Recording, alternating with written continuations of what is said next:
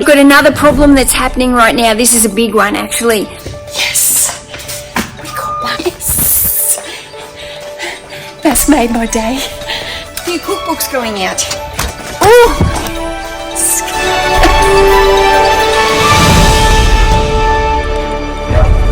I reckon this is the worst pick and pack that I've ever done.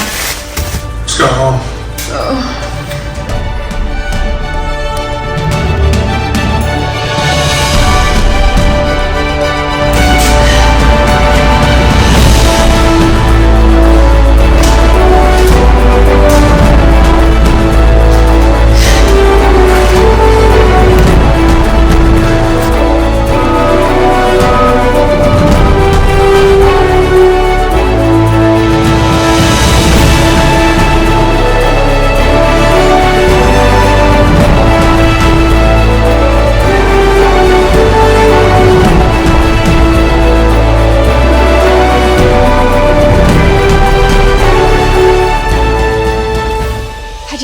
I never knew this could happen to me.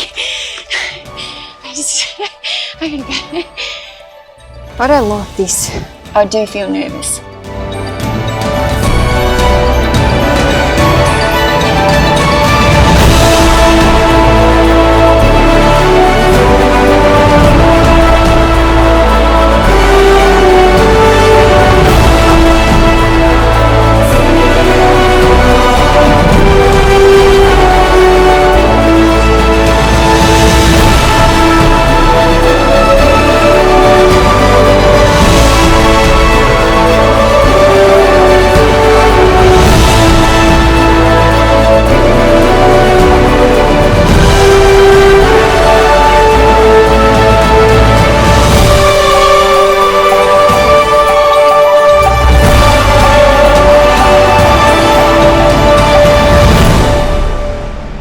I'm not the typical eBay reseller YouTuber. I don't want to morph into what every other reseller is doing on their YouTube channel. I don't want that. I want to be different. Some mornings I look like shit. Hey guys, it is Thursday and it is the first day that I need to pick and pack my orders. And I don't know if you can see, but I have a lot of inventory that hasn't been unpacked onto the shelves yet. So the pick and pack is not going to go smoothly, and I suspect that I will be doing the pick and pack all the way up to the end of the day. It's 7:30 in the morning now, and I suspect I'll be dropping loads off to the post office at 5 o'clock. I've got a lot of orders. I think there's about 185 orders that I have to pick. I'm a little bit daunted at I just lost distraction because I thought there was a big spider down there, and I'm still not 100% sure, but I think it's not. Oh God, guys, I am so tired. I need a day off where I do absolutely nothing except go and get a massage. I'm sore. I feel like I'm broken. I don't have everything organized in here. The stations aren't set up. Nothing is set up, and I can't believe how long it's taken me just to get all the books over here. My shipping station is not set up. I've got stuff all around me. I think the best thing for me is going to be to do it in small batches, like 10 or 20, and then go up. Also, my computer is up in the other warehouse because I've got no internet down here. So I have to pick the orders, but I have to print the labels out up in the other warehouse. So that's a nightmare as well. So I think I'm probably better to pick like 20, go and do the labels, come back here, do the next 20, go and do the labels. That way I'm doing them in order, and I'm not, ending up like, I don't even know where I'm going to put them at the moment. So that's the plan. It's not going to be fun, and I'm probably going to go home at the end of the day and cry again. Again, guys, I was up for hours last night, literally in my bed crying. Okay, let's do this.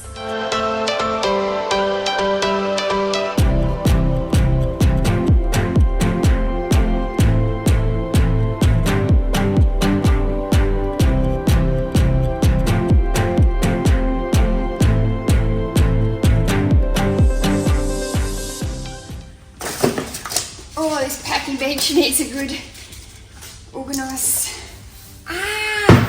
Freak! So I've got one express post order that needs to go today, and I've already printed the label for it, but unfortunately I've just gone to the shelf and the book hasn't been unpacked yet. So the express post order is somewhere amongst all this unpacked stuff. So that's a nightmare. I've got another problem that's happening right now. This is a big one, actually. For the last 2 weeks, Telstra, who is the telecom communication provider for the internet here, they have been upgrading or doing servicing or doing something, but it's meant that we have had no service in the warehouses for anything internet. So although I get internet on my computer, it's because it's hardwired into the system, but there's no Wi-Fi. So now these aren't in the order that is going to print out on my thing. Oh, I don't know. I might have to go for a drive up half the Goulburn just to be able to get Wi-Fi service so I can get this in order so that I can actually pick. Oh my goodness. Okay, I don't know where my eraser is. I'm going to have to go see if Tom's got an eraser, or I'm going to have to go up the shop and buy one. Oh, I'm about to crack it, and I have tried to pick 2 orders.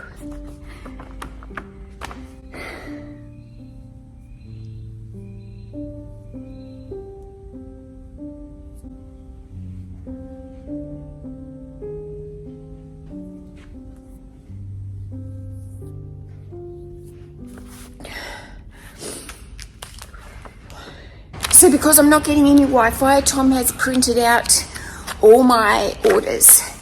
The only problem is we've printed them out in SKU order.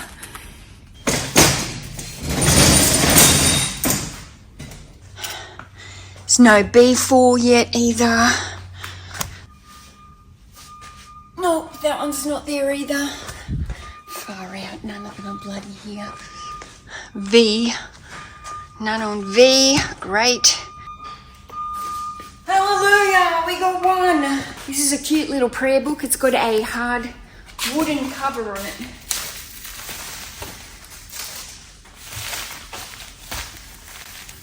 Yes, we got one.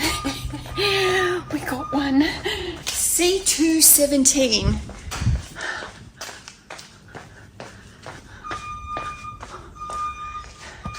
C2, please, please, please, please, please. 17, historical romance. Yes. Yes. Yes. That's made my day. FF4, there's none on the shelf. Her second one has none. So that lady actually has a multi-order. One of them's there, one of them's not. Do I hold it and then try and find the other one and combine them together, or do I just pay a little bit of extra postage and get them going individually? Because at this point, I just need to get them out and get them as fast as I can. So I think I'll do that. Okay, so I actually just very easily found her other order. There's a couple of bags there that are just filled with Meals and Boon. 88. So I just wrapped her. I'm going to put them into a large mailer. Rolling Stone magazine sold.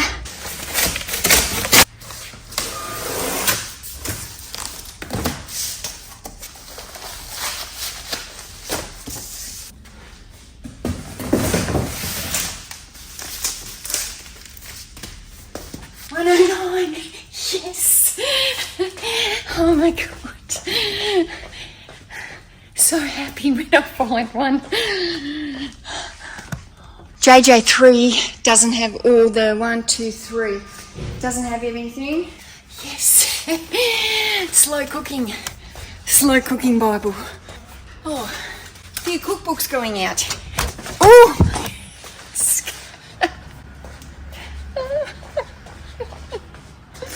I can't believe I'm even trying to film this for you guys. And there goes my labels. Shoot me. Oh God. I had them all raveled up, be honest, for goodness sake.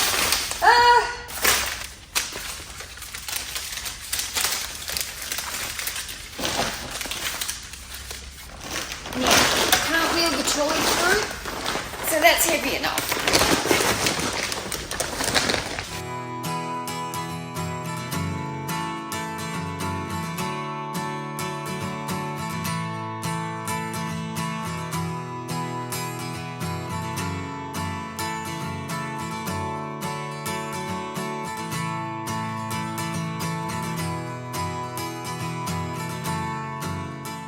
Houston, we have a problem. I've got no IKEA bags.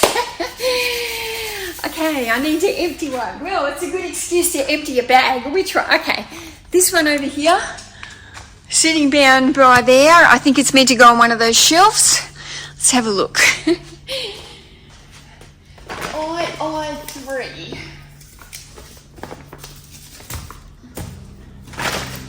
We have a bag.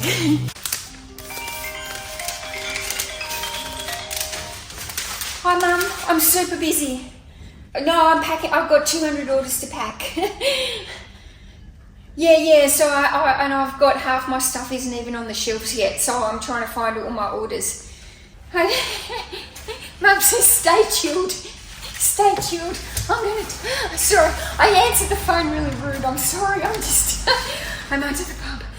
Okay, I'll ring you on my way home tonight. Okay, bye. Bye, love you, bye. Oh, poor Mum. That was rude. Sorry, I don't mean to be rude.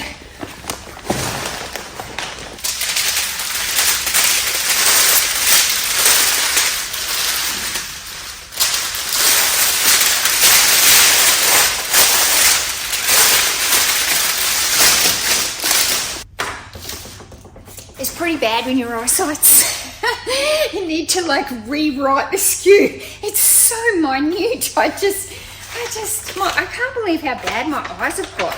They've deteriorated really fast. Like I'm all right with my long vision, but my close up now, I'm really struggling.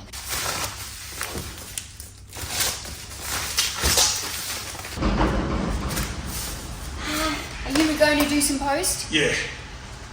Okay, well I've got those 3 bags ready to, or 4 bags ready to go. These ones don't have labels yet. And don't you laugh at my granny glasses. I'm terrible. How's it going? 53 orders there. Well, that's pretty good. Yeah, probably have half of them that I won't be able to find by the end of it, I think. Anyway, I'll just get what I can see on the shelves and then I'll just start going through these and just, yeah. Just systematic, slow. Yep. Do you want to empty your bin or are you happy with that? No, that's fine. At the moment, the bin's not an issue.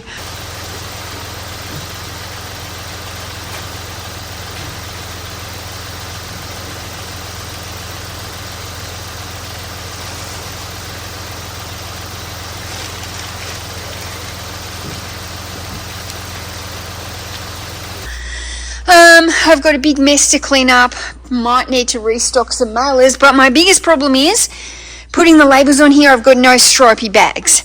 So I guess that gives me the opportunity to go and put some more items away. So the computer's telling me I've still got 69 orders waiting to post. However, some of those are multi-orders, so there's more than 69 items, but I'm pretty sure I've picked everything that's on the shelf. So I think those 69 items are all in the bags or the boxes down below. So once I've got the labels on these, I'm going to start putting stuff away because I need to be able to find these items to be able to pack them up. Now it's just after 12 o'clock. So I don't know, we'll see how long this all takes. I reckon it'll be nearly 12:30 by the time I start putting stuff away. If I can put stuff away for an hour and see where we're at, and then if there's any more items I can like pack and pick, that'll be great. But right now I've got to empty some more stripy bags. I've got no bags to put all this shipping in, so let's do it. Another night and I'm just walking, city lights and people talking. I don't know where I'm supposed to go.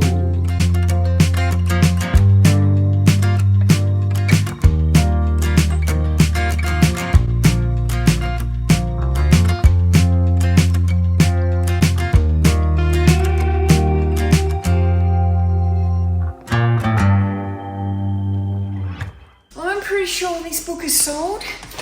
I'm just going to see if it's the correct shelf. Okay, I've emptied a pile of bags. So now I'm just going to start packing these ones to get them away.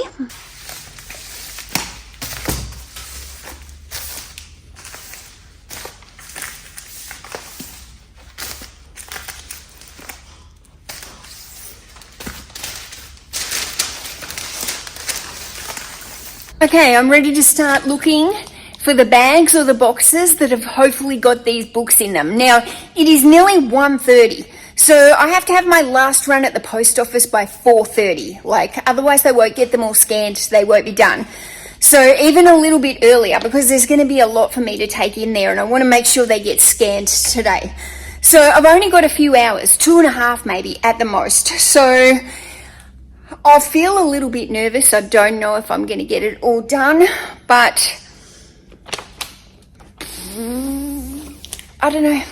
I'll just do the best I can, I guess.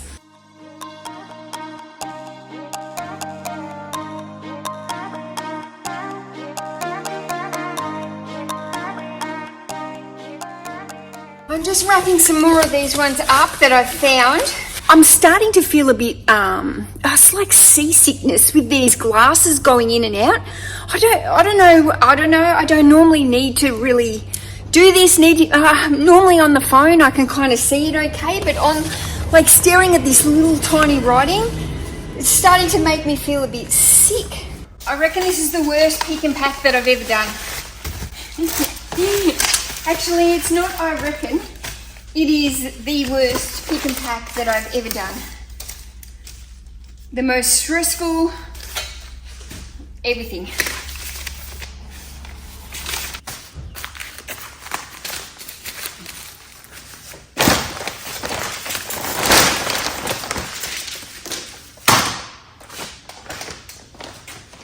The stress is hitting me that I'm not going to find all these books in the next hour.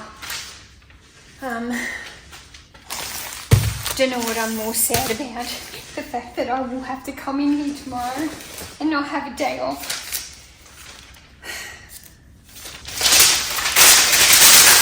Bloody printed out the wrong labels. Frick's sake. Okay, I'm back with the right labels. Oh my goodness. When it rains, it pours.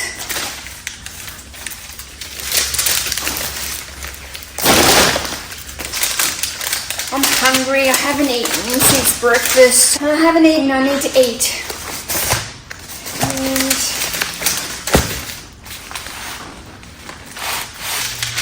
okay, still seem to be missing a label. Don't know if I printed it. Maybe I've missed it.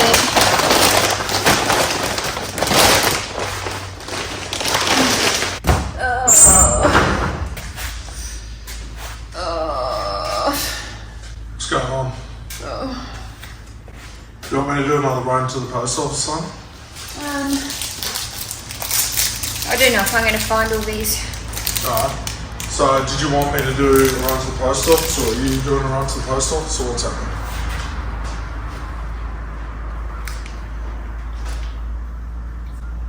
Oh!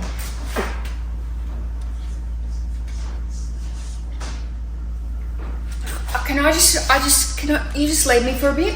Sure.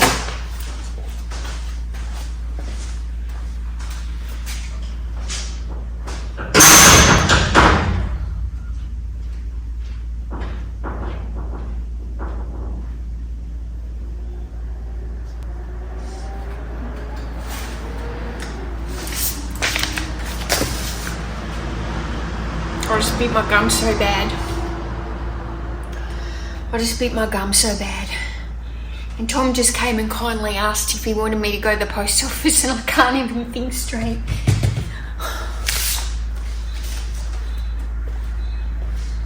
Just so tired. I'm so tired.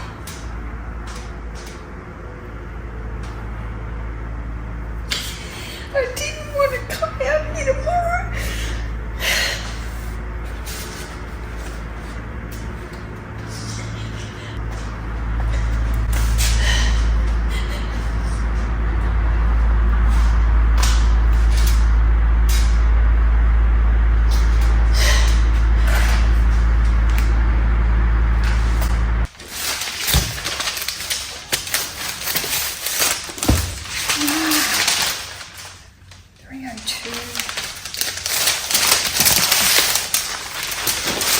It is 4 o'clock. I need to get these to the post office. I've got 2, 4, 6, 7 bags that I need to carry into the post office. So that is it. The orders that I haven't found yet, I'm going to have to come back tomorrow.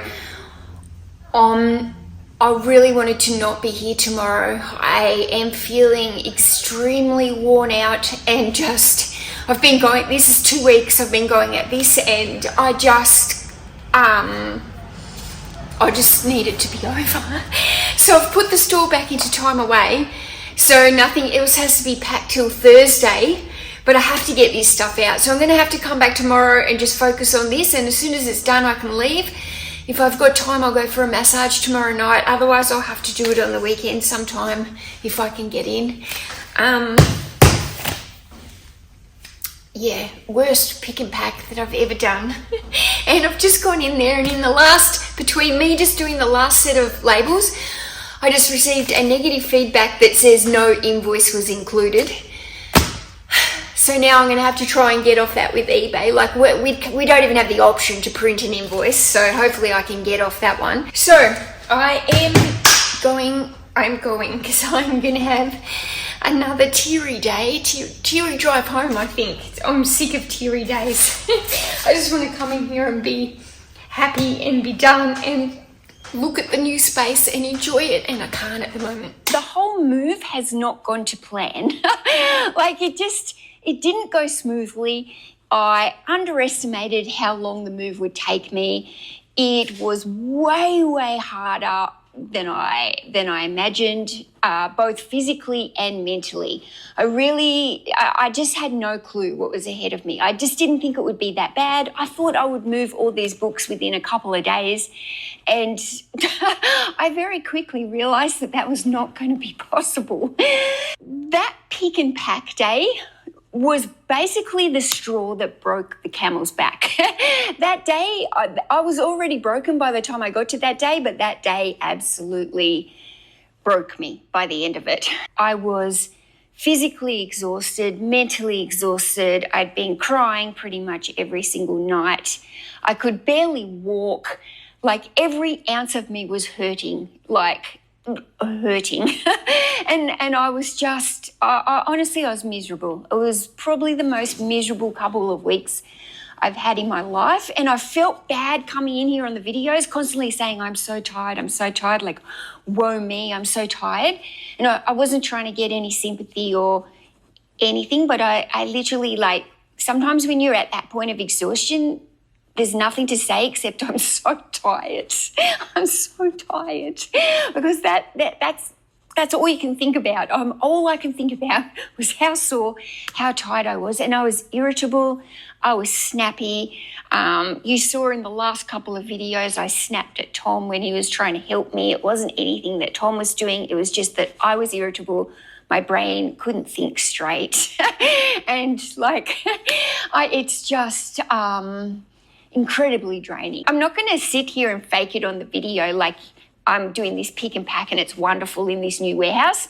I document my days as they happen, and if they happen to be good days, then that's what you're going to see. If I have bad days and I'm vlogging, that's what you're going to see. I'm not going to change it up for the camera. I'm not going to try and fake it like everything's perfect. And yes, my pick and pack was awesome, guys. It went so smoothly. I love my new warehouse. No, it didn't. It didn't happen like that. I'm not going to pretend it did. Some inner voice in me said to me, close the store. Close the store, Mel. Not just time away, close the store. You need to stop. You need to stop. And I got home, and this voice was just like, turn it off. And I don't know what, I can't explain it. It was just basically turn the store off and have trust that it will be okay. I didn't want messages from people. I didn't want people asking me about books. I didn't want questions. I just wanted it like nothing showing in my store. So I made the quantity to 0 of everything. I changed the banner in my store so it said something like, I'm revamping the store, I'll be back soon. Turned that store off on the 21st of November. So it's been off now for over a month. I've never really just shut the store off like this in the whole 8 years of doing reselling. Like I've never done this. This is the aftermath of the pick and pack session that I did a couple of days ago. And there's all the bags from books that were like this that I was putting onto shelves as I was unpacking them so I could find the orders that needed to be picked. So right now I've got a huge mess to clean up, but I'm just more focused on just emptying that other shed, and then I can just, no more trips. I can just spend all the time down here cleaning, tidying, sorting, whatever needs to be done. So this warehouse is double the size of my old one, and I feel like I could have double the size again. It's like there's never enough space, is there? There's never enough space. All right. Feel like Santa Claus now. I'm just getting together these shelves because the shelves that are over there that have got the listed books were O-double-P, and these two here are double O and double L, JKLMNOP. I think it's better to get these shelves just like set up and done, and then everything that's kind of got its permanent place is done. And also then when I start bringing in the cages of books, which is the big job, well, it's not a big job for me to move them in, it's just a big job that I'm going to have going through them all.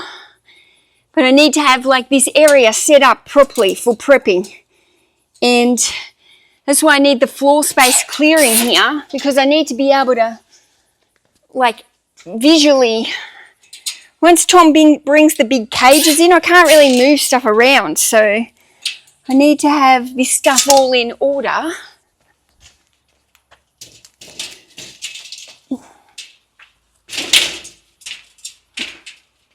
I've got no idea where my exercise bike is going to go. I haven't been on it for 2 weeks. Last lot. Last lot.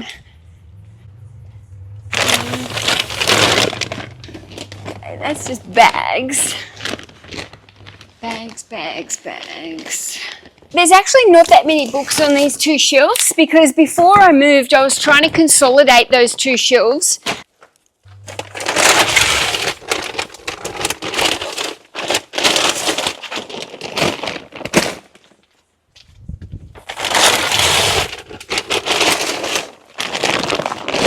Okay, everything has been brought across from the other warehouse into this warehouse. So now it's a matter of just trying to get as much of this stuff off the floor onto the shelves that needs to be on the shelves, just so it's off the floor and out of the way, basically. Tomorrow, Tom is going to bring in all the cages. There's around about 15 cages, I think, of books that are needing to come in. And 3 of those cages are going to need to be emptied immediately because the cages are needed for another haul that Tom has incoming on Wednesday. So not only do I have to bring in like 15 cages, I've got to empty 3 of them at the same time. So they're just going to have to be stacked up onto pallets into a corner somewhere, which is not ideal, but it is what it is, and I just have to suck it up. But I'm having trouble kind of visualizing where all the prepping and how to set the prepping area up. I can't really set it up until the cages come in here. But to get the cages in here, the first thing I need is everything like off the floor so they can bring in the forklifts and do all that. So I think I'm just going, all this needs a clean up, but like the cleaning, that can be done like in half an hour or whatever. It's the stuff that's on the floor that needs priority. So that's what I'm doing. First up. These are all the ones I just brought over. Like the death pile, these are the ones that are still got to go on the on the shelf. This one here, DD4. DD4. The shelf is full, but DD5 is empty. So do these go on DD5? I don't know. Am I going to put them on DD5? Yes, I am. I am. And when I stock take, I will find out if these are meant to be on DD4 or DD5. And they are heavy bundles, so a lot of the time I do put the heavy bundles on try and do them on the bottom shelf.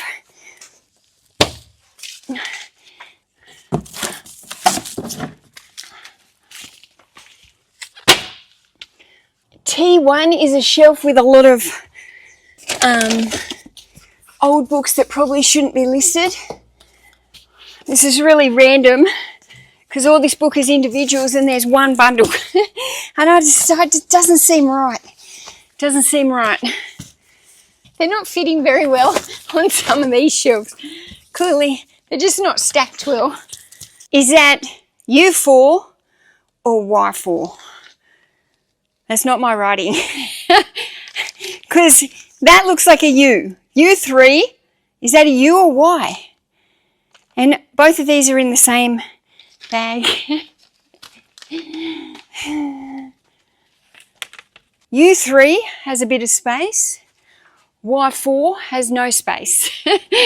So I'm going to take the punt that it's U3. I'm going to put some more shelves up here. Oh, look at that. Some books have fallen from somewhere.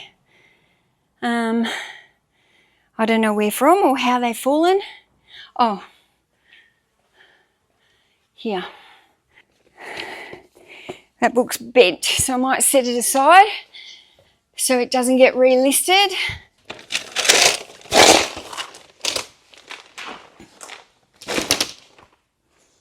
Because these ones don't have a skew, what I'm going to do is I'm going to take a photo of a book that looks like I wouldn't have two of them. Let me have a look. I don't recognise that one. So, I'll just go the Dulcie May Kitchen and this one that says kale, just in case. And then I'm just going to show the bag, take a full picture of the bag so I know when I come back, okay, that's for that skew. Okay, Jessica Alba, The Loneliest Life. It's going to go in that bag. Skillet. What else have we got? Just in case we can't find it. And this one. What bag is that?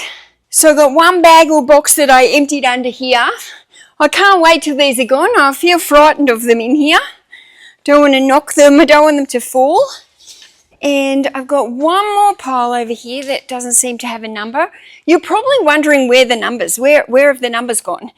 So either they got packed up and a number was forgotten to get put in there, or like Tom said a couple of the times that he thought maybe one or two of them had blown out when he was moving them. Breakfast, Miss Molly. Let's see if that's enough to find that bag. I think that's it. I think the rest of this is just normal death pile. So I'm just going to go up to the other warehouse now, go onto the computer, find out where these shelves are.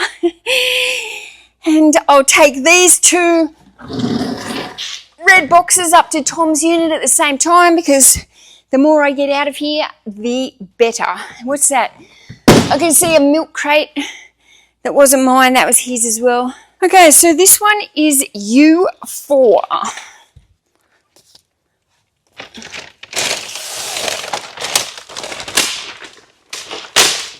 That bag's breaking, it's too heavy. U4. U4 is what the internet's computer told me. U4 is full. Almost full anyway. Definitely too full to fit all of this. I don't know what's happened. None of that fits on U4. Oh my God. Okay, this bag here is LL3. Oh yes, an empty shelf. It even needs a board. That one looks a bit warped. I think this is the last bag. Thank goodness. The problem is that when I was moving the stuff, I was just so physically exhausted and drained. And when you're exhausted and drained and tired and didn't want to cry, which I pretty much cried for 2 weeks solid. When you're in that mood, that's when it's easy to make mistakes.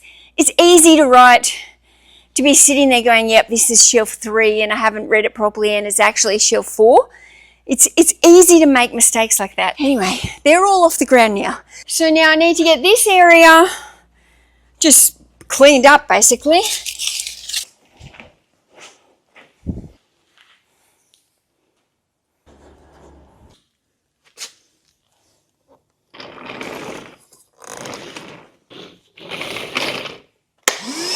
Oh, okay. I was like, where's the power? Oh, too hard for me. Vacuums like this are too hard for me. There's a lot of dust in here. The door's been opened, the forklift's coming in, coming out.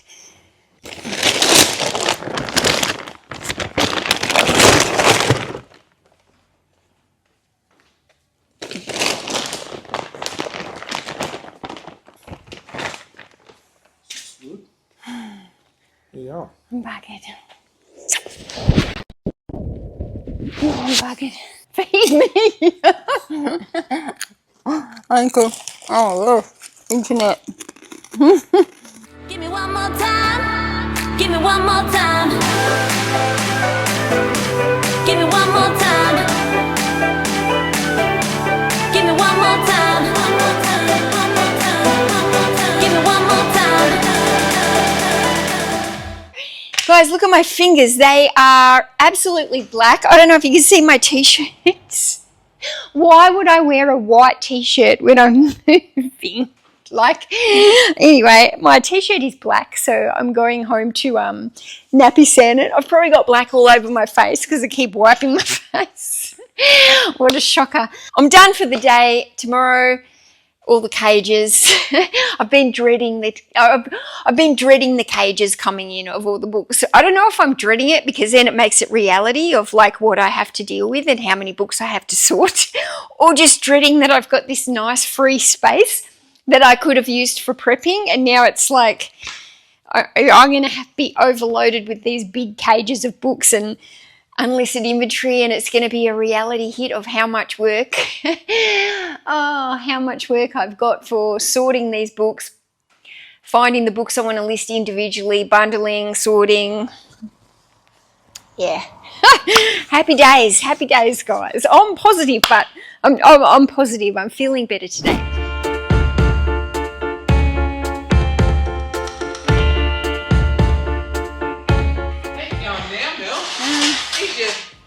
Big warehouse isn't so big after all, is it? Do you know what? I was saying that yesterday. I was like, I reckon I could almost have a warehouse double the size.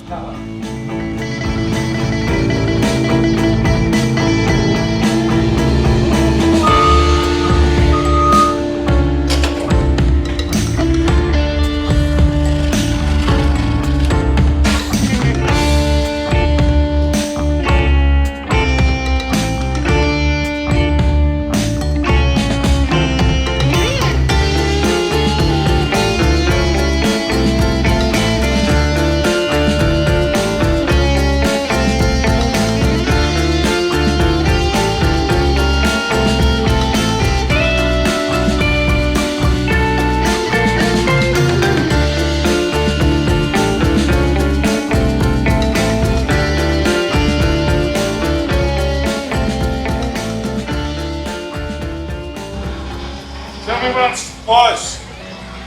Red, Yeah, forward or back? Probably another little bit, but not too Not much. too Just wanna much. Get in there. that's it. Whoa. Yep, no more.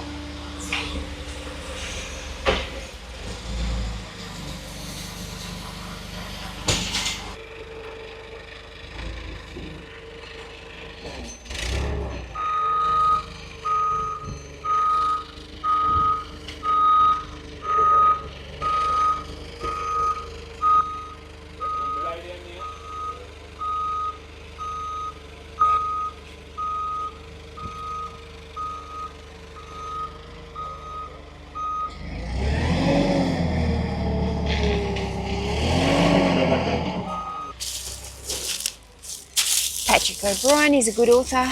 Or at least the fiction's easy for me to sort, which will eliminate a few cages quickly.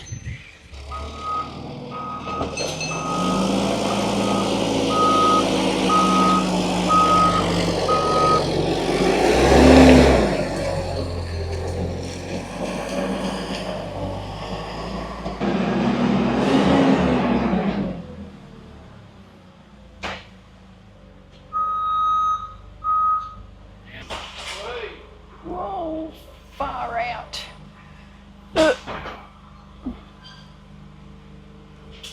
Oh.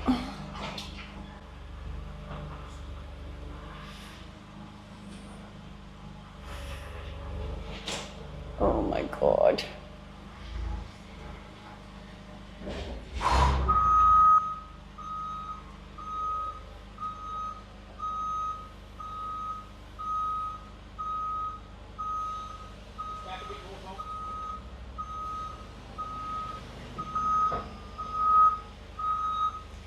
Oh, I feel better with them only 3 high. Yes. Right, now I'm going to go down here and we'll walk it up. Or do you want against the wall? Yeah, against the wall. About there's probably good perspective. So we've got 2, 4, 6, 7 cages out here. They were planning to empty 3. And 1 can go up the top there, so that's 4. So we're going to have another stack of 3 somewhere by the look of it. Oh, I'm actually glad they're gone because every time I was near them, I was like, don't bump them and, you know, accidentally drop one. We need 4 more. So we're going to go 1 up there and then maybe I do a low level one in front of each of those stacks. And then I've got 3 low levels there. The 3 that we're going to unstack here. I've bought my vacuum today. Once this is all done, I'm gonna, instead of giving it a sweep, I'm going to give it a really good vacuum and a mop. Yay! Look at all the books. Look at all the work. Back to burnout. Back to burnout. Well, I was going to say if you put 3 at floor level, 1 up there, and then 3 unpacked, that's the 7.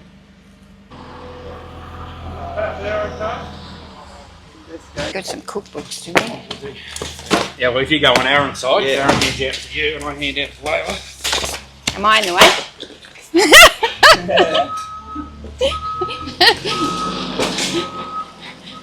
What was that, Mel? I'm sorry. I am trying to be helpful. I feel bad. Everyone's stacking and I'm sitting here.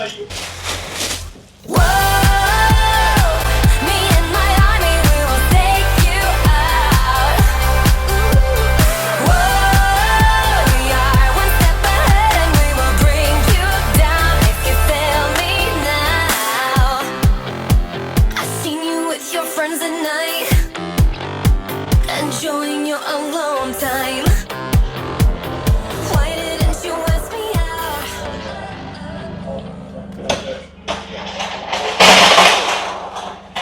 Glass, water. Put it here.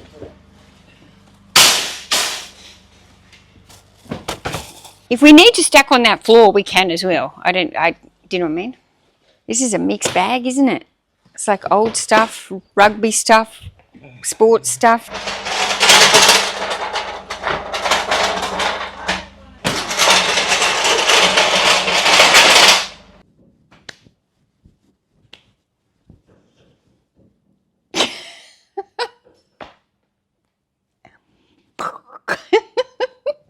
Okay, so let's just take a moment to look at what's just happened. So over here, I have got a dozen cages of books. I've got no idea how many's in each cage. Some of them have got bigger books than each. Could be 1,000 in each cage. I really don't know.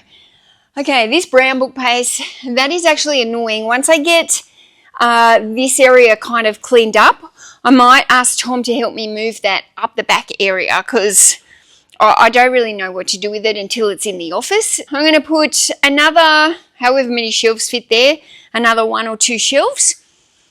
I have got the mega stack here of books. These books all in these stripy bags. They're the ones that I want to go onto those bookcases. Now I need to get this cleaned up. A lot of this is just bags and, some rubbish that needs to go. But once I've got my bench space along there, that'll be where I start piling the books on the waiting to photograph pile. Once I get a bit more cleaned up, maybe I'll be able to kind of see where the bike will go. But yeah, very quickly this warehouse has filled up, hasn't it, guys? I really could have had one with double the size. This is kind of it now, except for the computer being over at the other warehouse. Everything's out of the other warehouse. Now that it's kind of everything's moved over here, everything's out of Tom's space, I feel like it's time for me to have a rest. Tomorrow might be my kind of first day off. So I did have the weekend off from the warehouse, but I wouldn't say I had the weekend off of doing nothing. And I feel like I need a day where I just stay home in my pajamas and do nothing. And the only thing that I would like to do tomorrow is go and have a massage. I've been wanting a massage for the last couple of weeks, but I was also very much well, you may as well wait until everything's moved in before you go have your massage, and then you can just fully relax.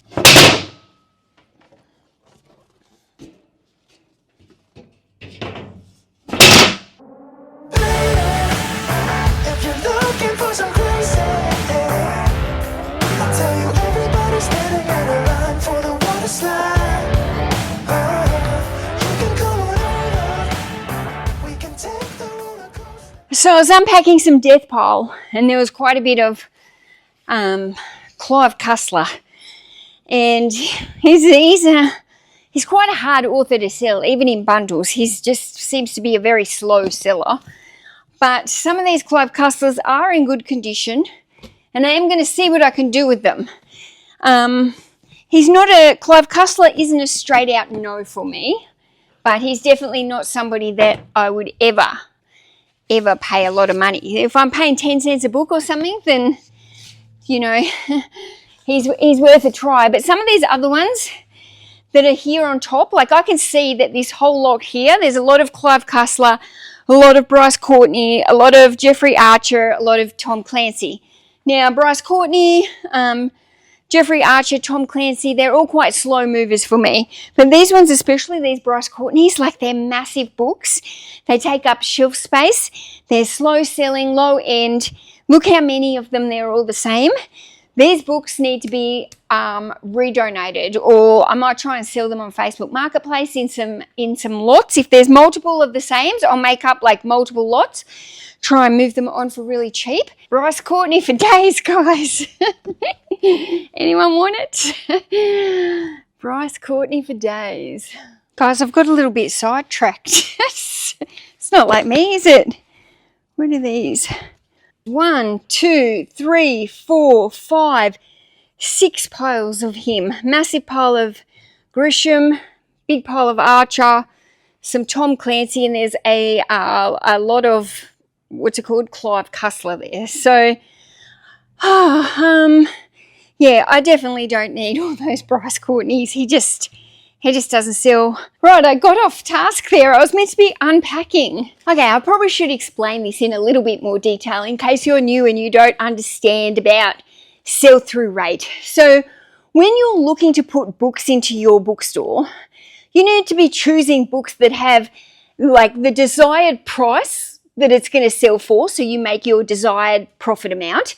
And then you also need to be looking at the sell-through rate, because you need to choose a sell-through rate for your store that you're happy with. So this is all part of choosing your own metrics for your store. How fast do you want to sell through things in your store? What price do you want your bottom, as Tech and Sports would say, the floor? What is the floor level price that you want to have?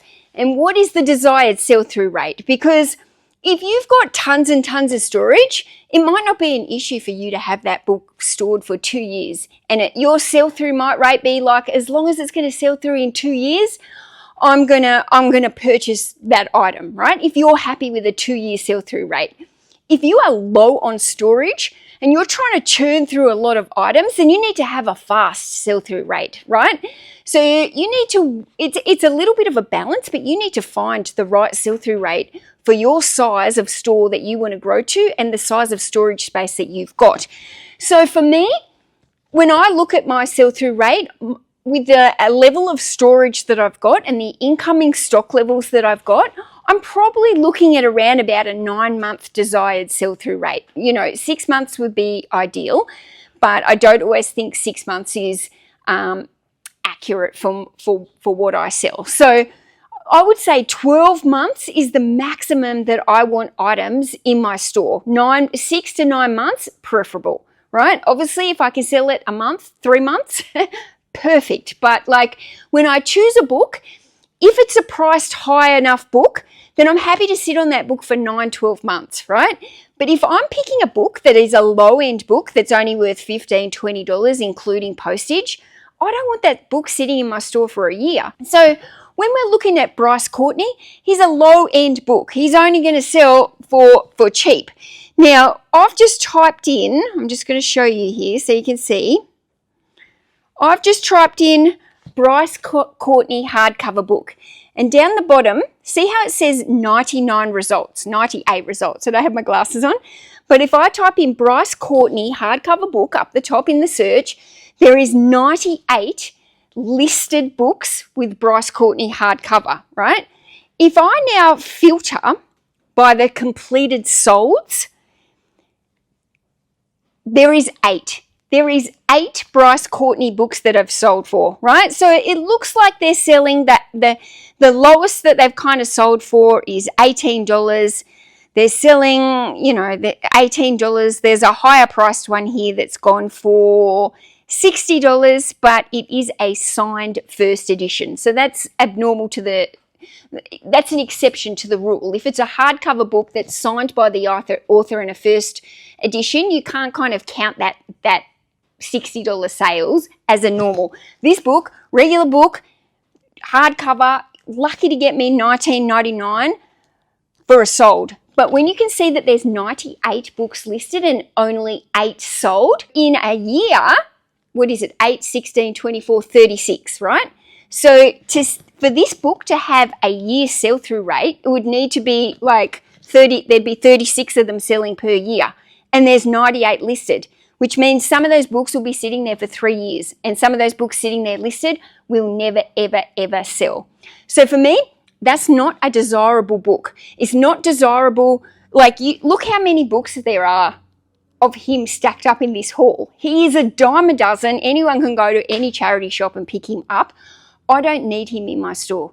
He can be for another seller that wants a longer sell-through rate and is happy to sit there and wait for him. I don't want it clogging up my shelves, big chunky books like this that are going to take 3 years to sell for under $20. It's not, even if you get these books for cheap as chips, 5 cents, cents, these are costing cents, some of them. It's just not worth the time and energy to even photograph them. Picked out a few of those books, some of the ones that I could see that were the same authors. I've started filling this up. This is just, these are all fiction books. They're fiction books for either set bundling or for selling individually. But I just want to spend a little bit of time getting into this and just trying to organize that.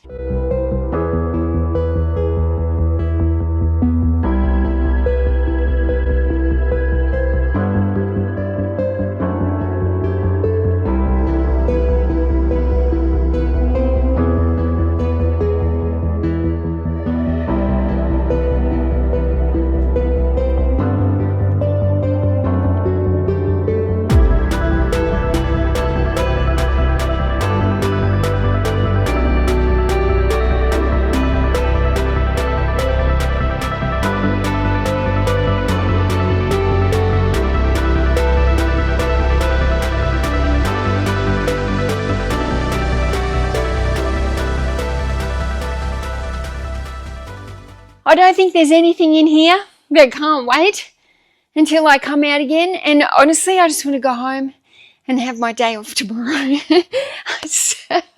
Today's the first day I think I'm just now like everything in here now to do is just me. I don't have to rely on forklifts. I don't have to rely on anyone else, except for maybe does someone come and help me move the bike when I decide where to put it. But except for that, I feel like I'm back in control. There's light at the end of the tunnel, and I can just go at my own pace a little bit now.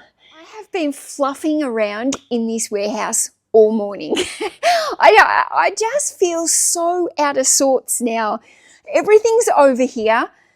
My store is turned off, so I don't have to be doing any like picking or packing. I'm not answering any like questions to anyone. I'm not doing any listing.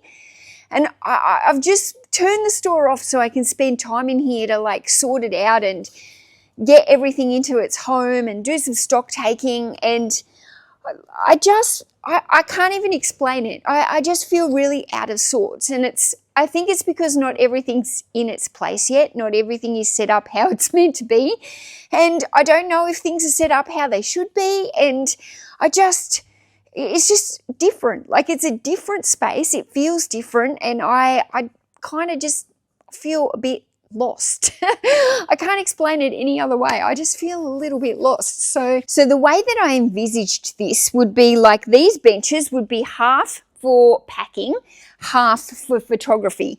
So when I got my picked books, I would put them over here and they would be waiting for me to pack. But this step-in kind of doesn't work. And if I bring this forward to line up with this, that also feels like then I'm going to have this big gap at the back where things can just fall down, and that's not going to be practical. So I guess my option is to turn the bench so that it comes out a little bit like this. I've just got to be, I mean, it can come out that far, but I've got to be careful that I've still got enough walkway here and everything.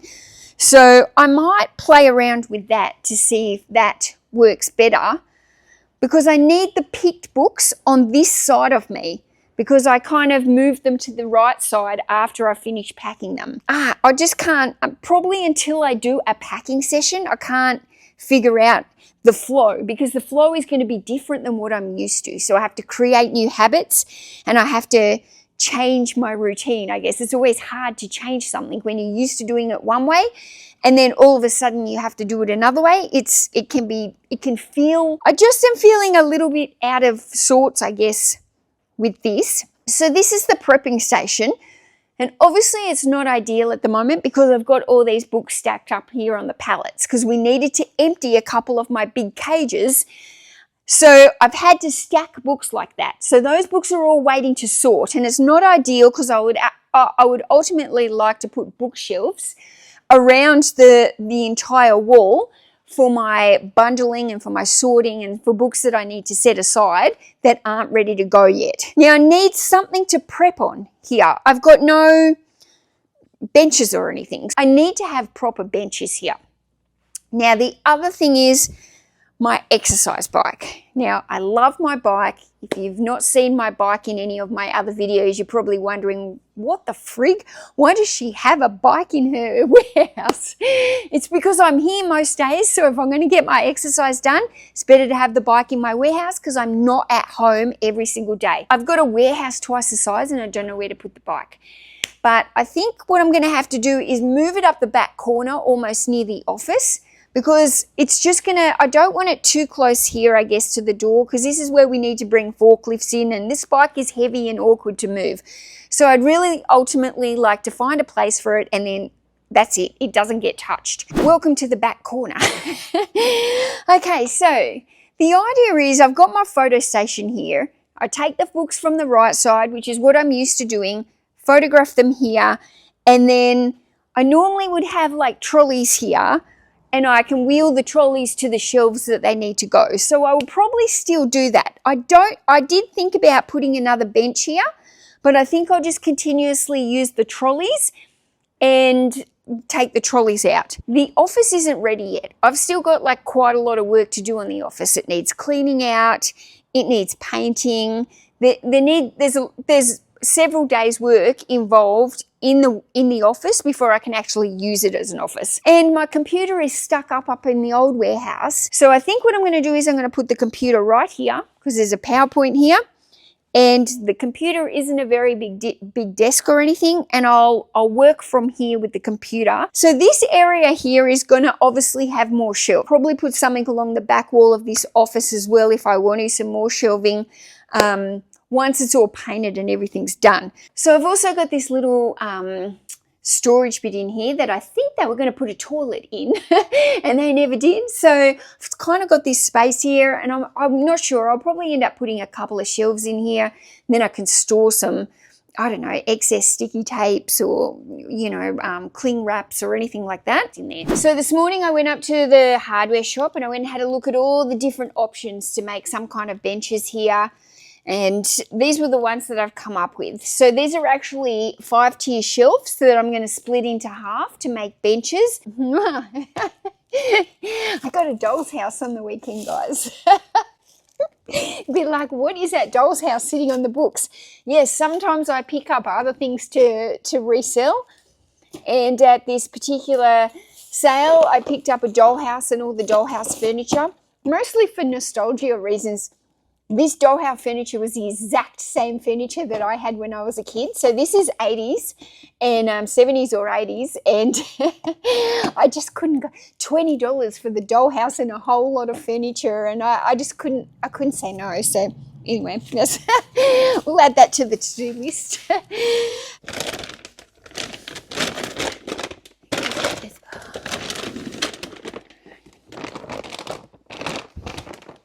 Probably take a small to restock.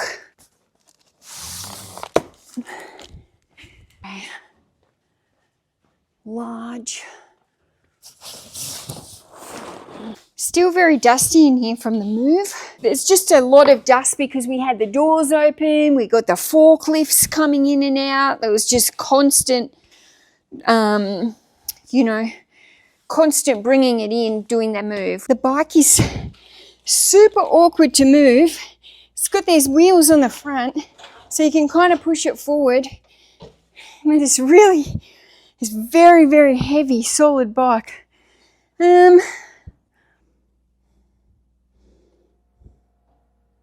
Probably just have to get a door stop or something there when that gets open. This will be okay up here as long as I've got a fan. Okay, so I've brought over the label printer, the little Apple box, the monitor. I've got my chair over here. Finally, I've got a chair. I no longer have to sit on the garbage bin.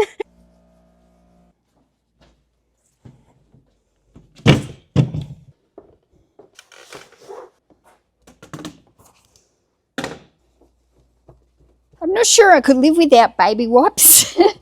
I just, they're just the best. Okay, there's literally nowhere for this to plug into. Oh, maybe that plugs into here. That would be right. Yay me. Oh, where could you be in this warehouse? Where, oh, where did I put you? I kind of like the computer out here. There's something about the office, I don't know, like I feel like I'm boxed in or something. I'm not the type of person who likes to be in small closed-in areas.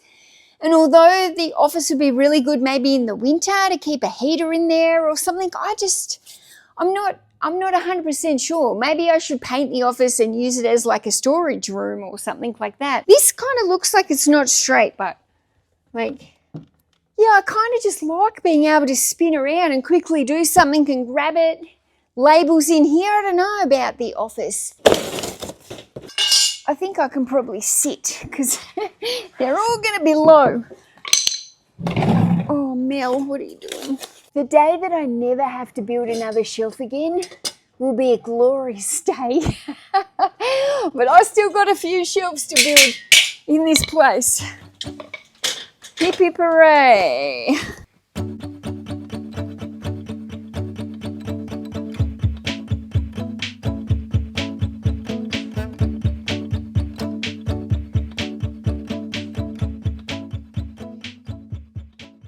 Okay, so then I'll have another 2 coming out here. I'm just going to make enough room for the trolley when I'm bringing the orders, so I might even have to push this up slightly.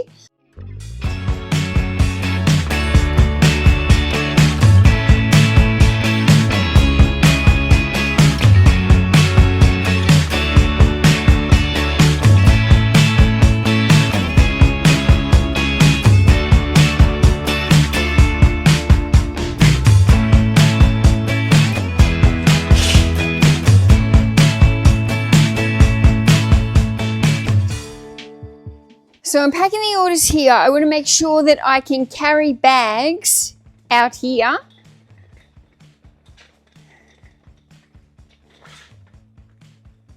Yep. I mean, ideally I want to be able to keep trolley widths everywhere in case I have to wheel stuff in.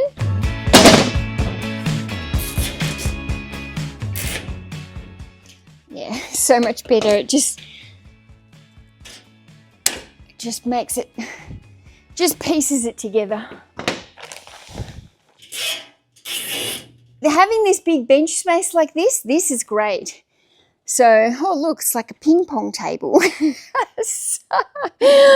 feel like I could play ping pong. That is what I've been wanting forever. I really hate this big no smoking sign. It's so ugly. I'm going to have to peel that off when I can get through there, or hang something above it if it doesn't come off. As resellers, a lot of the time we're spending our life just redoing and redoing and redoing.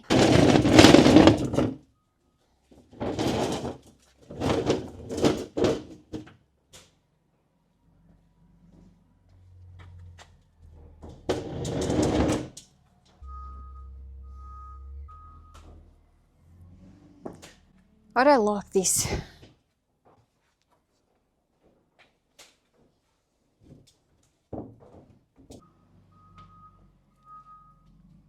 Oh, I just can't see how it'll work. It's not quite right with one sticking out. I can't really move this forward here.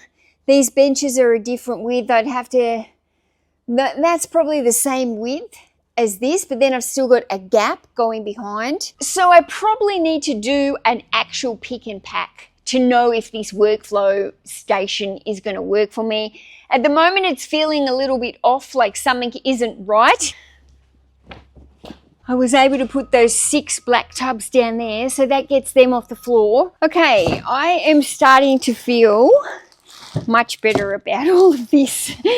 This morning I was just feeling really lost, and I couldn't see how it was all working. It's hard to envisage it. You can write it down on paper and you can see it and you can look at it and you have a vision in your head, but until it's all actually like you've got the benches and everything that goes in it, it's just hard to visualize. I'm just, I've got all this, what's it called? Printer paper. And on my old one, my computer was there. So it used to sit on the edge of my packing bench. But now that the printer's over there, I am going to move it. I'm just going to open it up so it's done. As a printer paper is one thing you never want to run out of, because that's a nightmare. So I do like to always have like a couple of extra packets on hand. When I have like higher eBay months, that's when I tend to restock on like mailers, shipping labels, you know, anything, sticky tape, boxes of sticky tape, anything that I kind of need to like restock on. I'll do that when I have a more fruitful month. Okay, a little walkthrough of what we've done. It's looking much better than it was this morning. This morning it was just chaos still. So yeah, these benches are great. I really like the height of them. I like the width of them. So what I'm trying to do is go through the stack of books that's here, and it's just a matter of sorting and culling. Now the books that are over here, most of them seem to be fiction. I have found quite a few cookbooks. There seems to be some sporting books. I've found a small pile of gardening books, but the majority of them are fiction. Now when I'm sorting through big hauls of fiction, what I'm doing is I'm doing an initial cull, basically. So I'm going through authors that I can see that are authors that I know will sell, authors that I know there's probably going to be multiple in because they're saturated authors. So I'm kind of setting them here, and you can see I'm piling them up by different authors here, and I'll set them aside, and then once I've got like piles of the authors, then I'll be able to determine whether or not I bundle these books, or if they're not worth bundling, or if they're going onto Facebook Marketplace. The next thing I'm doing is making like an initial cull. So on the table behind me, those are books that I 100% don't want. So I either don't want them because they are just very poor condition. They've got a lot of foxing, a lot of yellowing spots on the sides of them. These are low-end fiction books. There's a lot of competition that are selling on eBay for this style of books. And I don't want ones that are in very poor condition. There's kind of like a series of culls. Like this is the first cull. These ones here that I'm piling up into bundles, it doesn't necessarily mean that they're definitely ones that I'm going to keep. Like I can see here, there's a pile of Dan Brown here, 4 books exactly the same, large hardcover books. He's generally a slow seller for me. So I'll pile them all up there so I can see how many I get, whether or not I keep a couple of them, and then the others go to Facebook Marketplace. It's all a determining factor. So that's what I'm doing at the moment, just doing this initial cull. I've got some over here which are like I'm not sure whether or not I'm going to keep them. They're in good condition, or good enough condition, but it's just whether or not they're sought after and desirable enough. These are some gardening books, and there's quite a lot of Australiana, I think, in here. So I've got a gardening shelf up the back here where I'm putting the gardening ones. I've got a shelf where I'm putting cookbooks, and I'm going to start a shelf for like Australiana just so I can set it aside, and then I can go through that separately. At the moment, I'm kind of just sorting through the fiction. Oh, wow, look at this. Look at all the Michelle Bridges. She's an Australian celebrity fitness trainer. I don't, if you've ever seen that show, The Biggest Loser, that was on many years ago, she was like the original Biggest Loser coach, and she's kind of put out a lot of cookbooks along the line. Her cookbooks don't sell for very much money or very fast if you're trying to sell them individually. I would never go out of my way to buy them in the thrift shop to put into a bundle to sell. But when they come in hauls like this and you get literally getting them for cents, then, I mean, you do what you do. You know, I know there'll be other Michelle Bridges books in there or in these pallets or something, so I'll just set them aside and try and get some bundles made up when I can. Saw him somewhere. Okay, let's put him over here. Library.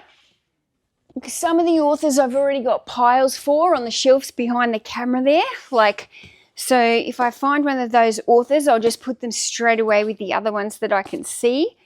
You can move through books pretty quick like this when you're just doing like an initial cull. Like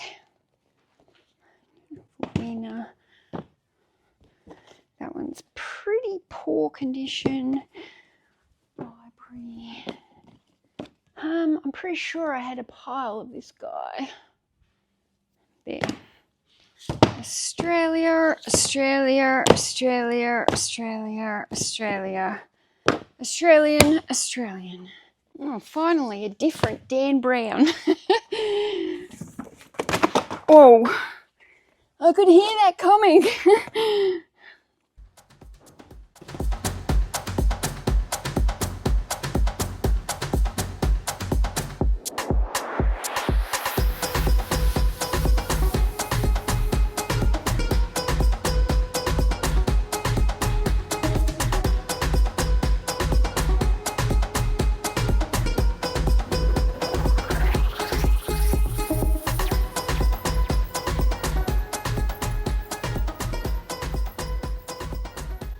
There's a lot of cricket and there's a lot of golf and some rugby.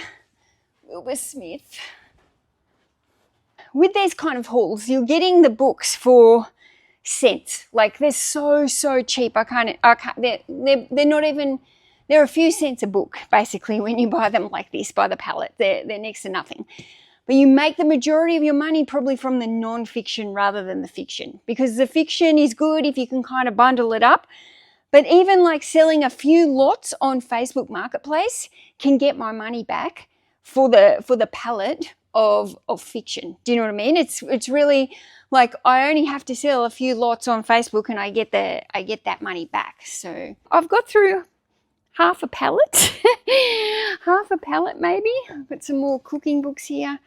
So my benches are full and I've managed to empty those 2 whole pallets. I've got a table here of books that I don't want these books. These ones that are all Danielle Steele here, there's a whole lot. I'm going to lot them together and try and sell them on Facebook Marketplace. So what I think I'm going to do now here is I reckon I'm going to fit 3 more metal shelves in, same as over there. So I'll pick up these pallets, leave them outside for Tom.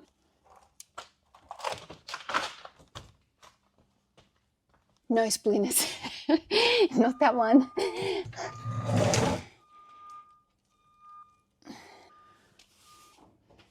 My legs are still incredibly sore. Every night I'm just rubbing like, like that deep heat, like the muscle, the physio cream into my legs. I just can't get them, I don't know, they're just sore. It's been a couple, it feels like it's been long enough now that the legs should not be hurting. They're still hurting.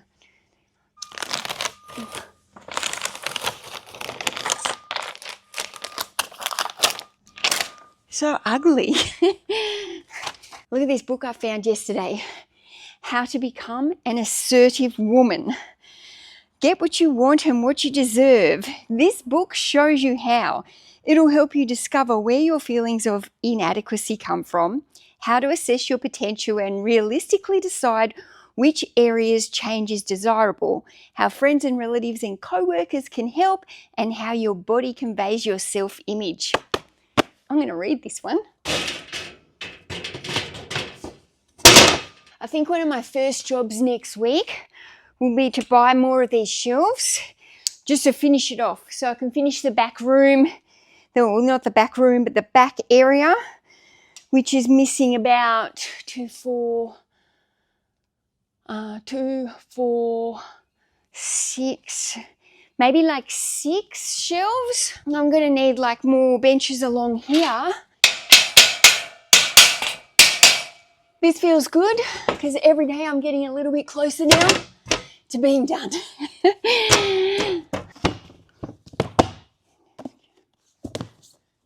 Okay, I should have enough to make 2 bundles of, what's her name? Catherine Cookson.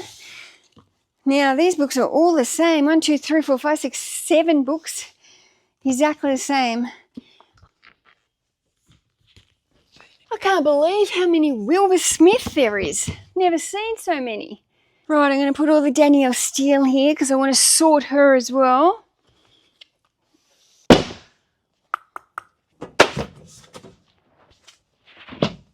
I know it seems like you're kind of sorting it and then setting it aside, but that is actually how the bundle game works. And when you do a lot of bundles, you need a lot of storage space. You don't always just find the bundles in the stores that you can list immediately. I mean, sometimes you do if you're lucky. You might just walk into the shop and there's 6 of the same author and you're like, beaut, that's going to make a bundle. But more often than not, the way that I'm sourcing, because the books that I bundle up, I have to buy them really, really cheap. Like these are really, really cheap. So most often what I do is I have them set aside, and then when I think I've got like enough for a bundle, or if I sell a bundle, sometimes I wait. I might have a couple of bundles already listed on the shelf. I know that there's more here, but as soon as 1 or 2 of them sell, boom, I go and make up another bundle. So I know it kind of feels like you've got all this death pile, but I don't really think of the bundle stuff as death pile so much, because 1, it's already sorted, 2, it's stuff that you're actively keeping for bundling, and to me it's more of a working inventory pile, as long as you're regularly bundling from it. The reason why I wanted a bigger warehouse was I wanted bigger floor space so I can do this, because I bring in large hauls all the time, and I've worked out that over the last few years That is not a one-off thing with the way that I run my business. I am constantly sourcing big hauls, constantly bringing in big hauls. So part of the reason why I wanted to come into this bigger space was so that my prep areas, my photography area, my packing station, they weren't cluttered up with books that were for sorting. They were only, if going to be cluttered up, with books for that purpose. I have decided today is the day to put my store, turn my store back on. It's been off like 5 weeks? Maybe a little bit more. It's been totally turned off, 0 sales. I don't know what's going to happen now. I'm going to turn the store back on this morning and I've got no idea. This might take me 3 weeks to get back to the sales that I was doing before I turned it off. Maybe the sales will just flow on through like they were and everything will just come back to normal within a week or two, 10 days. I don't know. I do think that a lot of people get frightened to take time off in this business or turn their stores off. And I'm not suggesting that everyone goes and turns their store off for a long time like I did. I had to turn my store off because I burnt out, back from burnout. Story of my life, like this, burnout. Ooh, in and out, in and out. I crashed, I burnt out. The move was just, it took a toll on me. It was done. I don't recommend it. I don't suggest it. But I do think in this business, people are often very in need of a break at whatever time it is throughout the year, and people are very fearful to take that break. Okay, let's turn this store back on. I guess now the thing that I have to do is sit back and wait and hope that I hear some cha-chings going soon. And as my books hit the algorithm again, I do feel nervous. I guess I feel nervous about a few things. One, have I killed my store? Like, have I just killed it? Is this going to take weeks and weeks to get going again? It does make me feel nervous. It does make me feel nervous. 2, I feel nervous that I'm going to sell something and I'm not going to be able to find it on these shelves. I 100% am nervous about that. So as soon as I see an order come in, I've got 2 days shipping and handling on.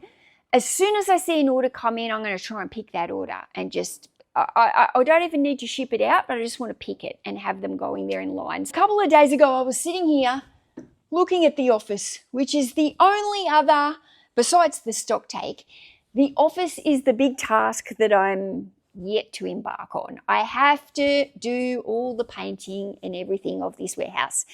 And I was sitting here a couple of days ago and I was like, oh, I just don't want to do it. I just don't want to paint it. I'm not a painter. I just don't want to do it. And I thought to myself, you know what was the lesson that I learned with this move? Hire people to help. So guess what I did? Called up the little concreter who works down the end. He just turned 21 a couple of days ago. Oscar, really, really hard worker, always looking to earn some extra money. Sent him a message. Do you want to paint like the little room in my shed? Yep, straight away. He's down here. He pulled all the shelves. I don't know if you remember, but there was all timber shelves along here. He pulled them off. He's like spack filled them or bog filled them. He got all this mold spray and he sprayed it on there with a scrubbing brush and he scrubbed all along the edges where they had to cut that strip of mold off. So yeah, he's done a little bit here as well, all on the front. Now I've told him that it doesn't need to be flash. This is not like a bedroom in a house. This is a warehouse. I just dislike the yellow and want it freshened up with white. I'm going to have to change the lights in there as well. They're so yellow. I didn't want to paint it. So Oscar's going to come back down here later today and he's going to get stuck in there and paint this thing for me. So I'm really, really happy that I asked for help.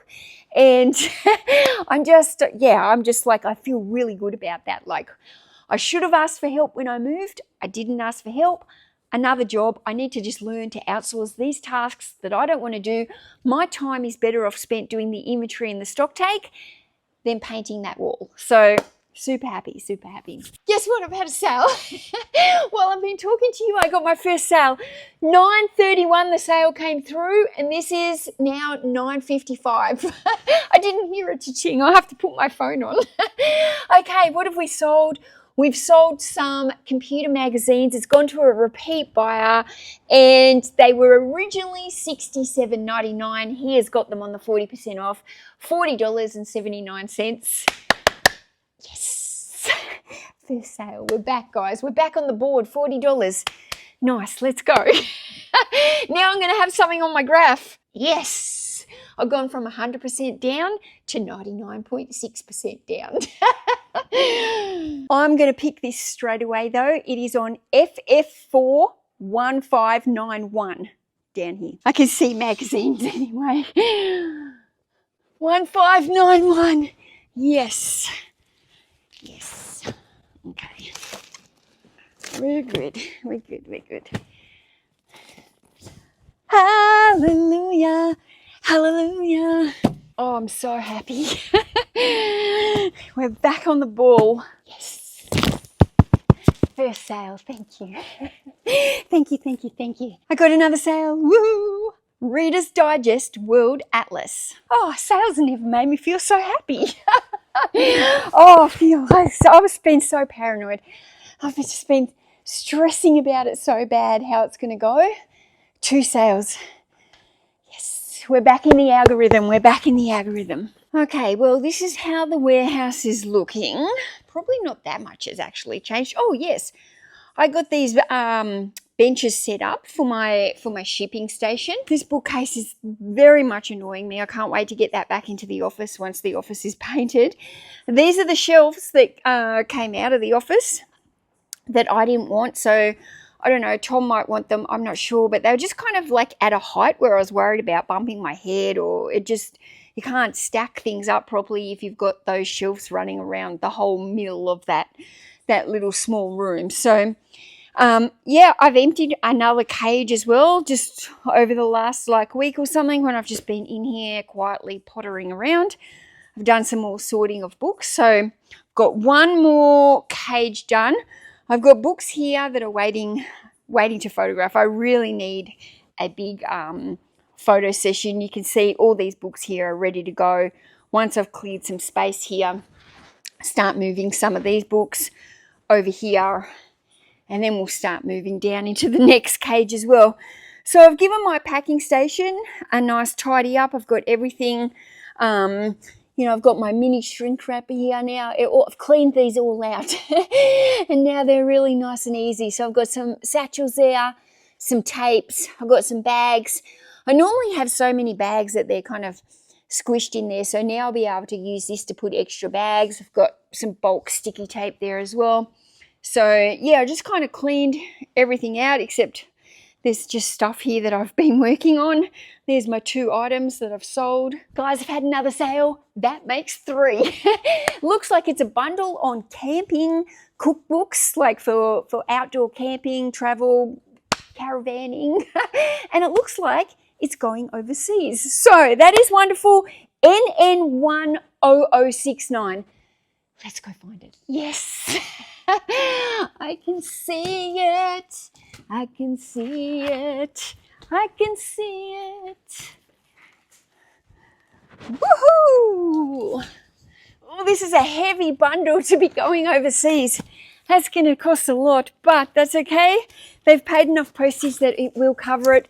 There we go. Item number 3, camping chef, road trip cooking, outback cooking, keeping it simple, caravan chef. Thank you, thank you, thank you. Okay, good news. We have got order number 4, Disney's Wonderful World of Reading books. Everything's on the top shelf today. Okay, we got it. Oh, this is making me feel so much more confident. I mean, I know I picked all the orders the other day, and I found them all, but it's just that it was such a nightmare picking. So to come in here and just find all these orders and pick them, like, it's just, it's very, very, I don't know, it's just reassuring. Guys, we are up. We've got order number 5.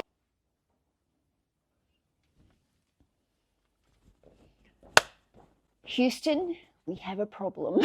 I need to see what it looks like. Okay, so I'm looking at the spine basically now. This is what I'd come into the listing. Look at the spine. It's not When I first saw it, I thought it was going to be like a paperback book, and it's not. So hopefully it's there. It wasn't what I was looking for because I can't remember listing this book. Aha! Yay. Okay. It's all good. There's no problem. Lingerie designs on the stand. This one has been listed since 2022. It was originally $34, sold for $20.40. Out the door, yes. I've just had order number 6 and 7 go out to the same buyer. It is from a lovely lady named Bronwyn, who also sent me a message saying she watches my videos and she checked in on my store today, and so she's bought 2 books, and I'm praying they're going to be here, Bronwyn. One's here and one's here. So DD3 Spectacular Spreads. Ooh, right on top, right on top.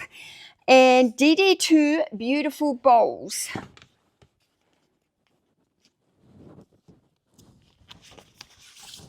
Yes, beautiful bowls. Thank you so much. Thank you so much. Thank you. Okay, I've been working away editing another video. So I've been sitting at the computer for another few hours. And I've just gone in. I've got 2, 3, 4, 5, 6, 7. I've got 9 more orders to pick. Well, actually not 9 orders, 9 items to pick. A couple of them are multi-orders. And it looks like a couple of them are from you guys, from the viewers. Hi Mel, love your YouTube. You've been putting in such hard work lately. Awesome job. Hope these are 3 less books, which helps with your stock take. Oh my goodness, thank you so much. And I don't even know how to say this one, but I can see it because it's in big, bold writing all down the side here. I can't even read, you can read it. Okay, YX. I'm hot in here. I wore tracksuit pants this morning because it was cold. And I've been slopping around hot all day, like feeling like the biggest dag in this video ever. Y2. Oh, crap, potty training. Oh, crap, potty training. Oh, I can tell you, after potty training 4 children, it's certainly oh, crap. P3. Great Australian Bushfire Stories. Yes. Oh, yes. I'm so excited. Great Australian Bushfire Stories. And now we've got another one on SS2. Okay. Oh, here it is. Oh, yes.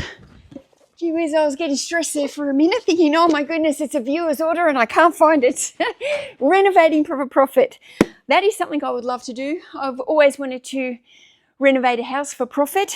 Okay, so this book says it's meant to be on HH4. Well, HH4 is empty, but it's a book about penguins, and I can see a penguin on this book here. So fingers crossed it's actually on HH3.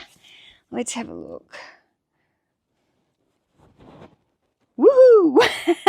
Okay, so it's very likely that HH3 and HH4, but I'm going to add HH to my list tomorrow to do a stock take on. So I'll get that one done straight away. D3. Yes, it's on the top.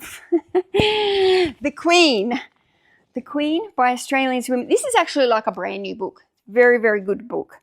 Okay, we've got W3, The Complete Idiot's Guide to Running. Oh, look at this. Yes, it's on W4 instead of W3. Okay, we've got an issue with W and an issue with, what was the other one? HH. That buyer had the penguin order and the running order, and that could have been 2 books in one order. That could have been a nightmare. This is my little shelf to do here. I've already got HH on it. Now I'm just going to put W3, 4. So I can go back to those tomorrow. Right, it's 10 to 5 in the afternoon. Sales are on $360.92 with 10 orders there. That makes the average order, I guess, an average of $36, which is great considering I've got 40% off. I think sometimes we get really worried, like we're going to put these big sales on and we're going to get masses amount of orders, or people are going to come in and buy all our recent newest stock or the best stock at that 40% off. And in my experience, it doesn't happen like that. You get very fearful inside your head of running these big coupons, like you're going to lose out. I have not lost out there. Like, multi-orders are perfect. That means, you know, I do get to ship. I make more money when I do a multi-order. I get to put it into the same mailer, increases the average sale price up. That's what we want at the end of the day. We want our average sale price to continue to go up, to go up, to go up. So for today, so far, $360 for my first day back. It's nearly 5 o'clock in the afternoon. I only started the store up at 9:30 this morning, so it hasn't even been going since midnight last night. So, you know, if I can maybe get another few orders in today, you know, I might be close up there even to hitting that $500 mark if I'm lucky. The smile is back, guys. The smile is back. So this week I've currently sold 247 listings, but I've only listed 224 listings. So my store numbers have gone down this week because I haven't listed any more than what I've actually sold. So I don't know if I'm going to be able to hit my listing goal today, but I'm going to do my best, guys, because I've set myself a target. And I don't want to fail week 1. So right now, I just want to get started on my photos. You can see here I've got several piles here of individual books that need photographing. I've already gone along and chosen the shelf that these books are going to go onto. So it's shelf number C8. So after I take each photo of each book, I take a photo of the SKU number. And then what I do is I'm going to put the books here on the trolley. You can't probably quite see it all, but there's a trolley sitting right next to me. So I don't have to move much. I take the book from here, I photograph it, I put it here. And then once I got a stack on the trolley, I wheel it around, put it onto shelf C8, and I come back and I do the process again. This is a black book, and sometimes when you photograph a black book and you've got the ring light here, it can just make it it can just blow it out a little bit so the black looks really faded, like it doesn't look accurate. So sometimes with the black books, I have to bring the exposure down a little bit, and then I just push it back up again so that it brightens it up. So I thought it would be good to have a little bit of a conversation about storage space. Sometimes I don't think that people think hard enough about their storage solutions. And it's all good and well to have these real big goals about increasing your listings in your store, but you have to be thinking ahead of your storage. If you followed me for a while, you've seen that I've moved storage locations quite a few times. I've been in a couple of different houses. I've been in storage units. I had a shed at the back of my house. I was in the other warehouse, and now I'm in this warehouse, which is double the size of the other one. You know, storage is one of those things that if you're not careful, you just constantly need more storage. And if we don't think about it ahead of time, about how big do we actually want our stores to grow to, what is the capacity that we can currently hold, if we want to grow our store, double our sales, how are we going to do that? Are we going to double the amount of inventory that we're listing and selling, or are we going to try and increase our average sale price? So if you're very low on storage space and there's no real options for you to increase your storage space, then for you it might be like a better option to be working out how to increase your average sale price. You grow your income by either growing your listings and selling more items that are the same price that you're already selling, or you grow your income by increasing the average sale price. So you're still selling the same amount of items, but say you're selling 20 items a day, it might go from 20 items a day selling for an average sale price of $25 to selling 20 items a day with an average sale price of $40. Then you're going to make more money. You haven't had to increase any of your storage space. You've just had to change what you're listing so that the items that you're selling are worth more money. I hope I'm making sense while I'm photographing here. It can be tricky to talk and do a job.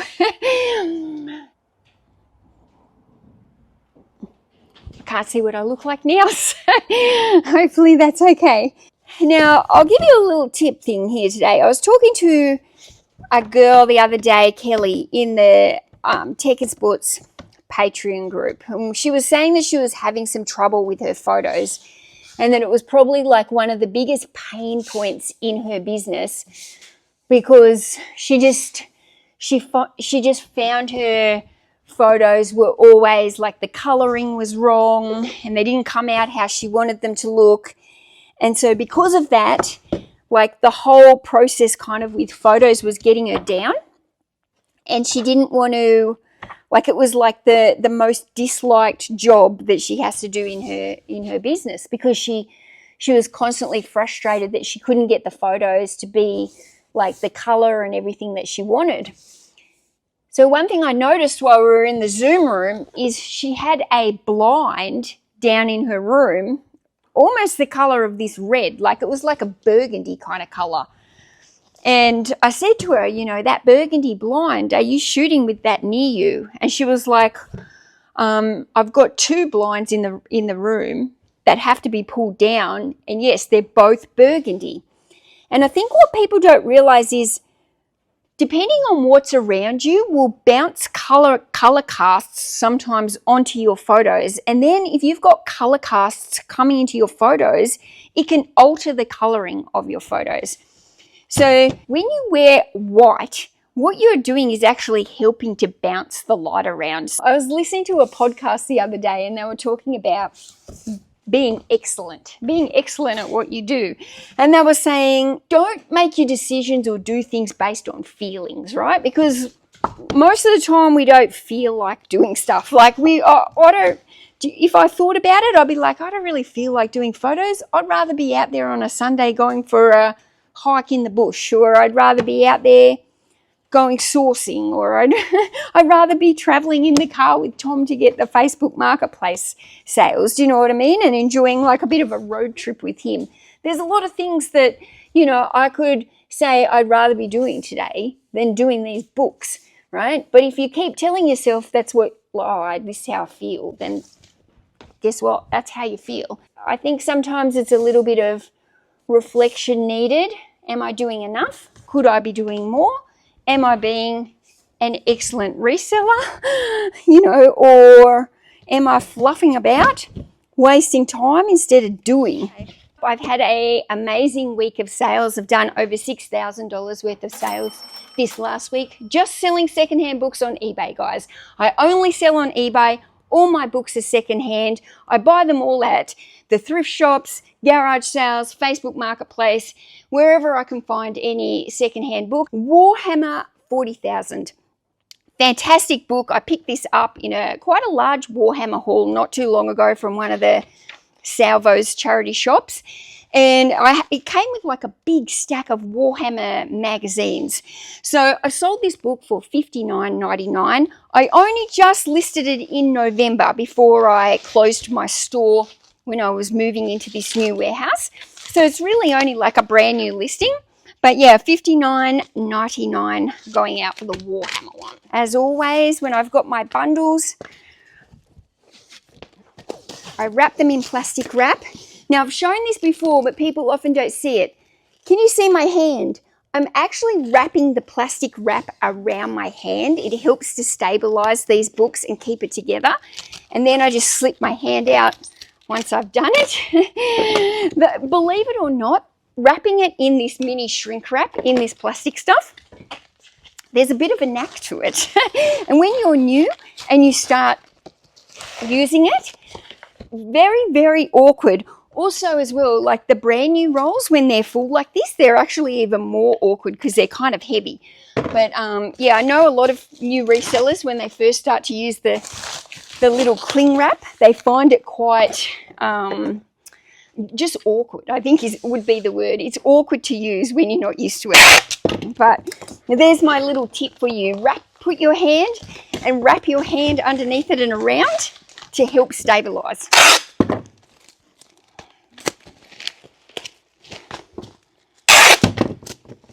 Now, I ship all of my books into these big padded mailers. They're water resistant, they're strong, they're thick, they're safe. I never have any problems with my books being delivered or any complaints. Now, I've said this lots of times, but I'll say it again. I always sticky tape my large mailers up, just so the post office doesn't grab, like when they're delivering this, they're not banging it around. I just find that I don't like the books to be loose in the mailers.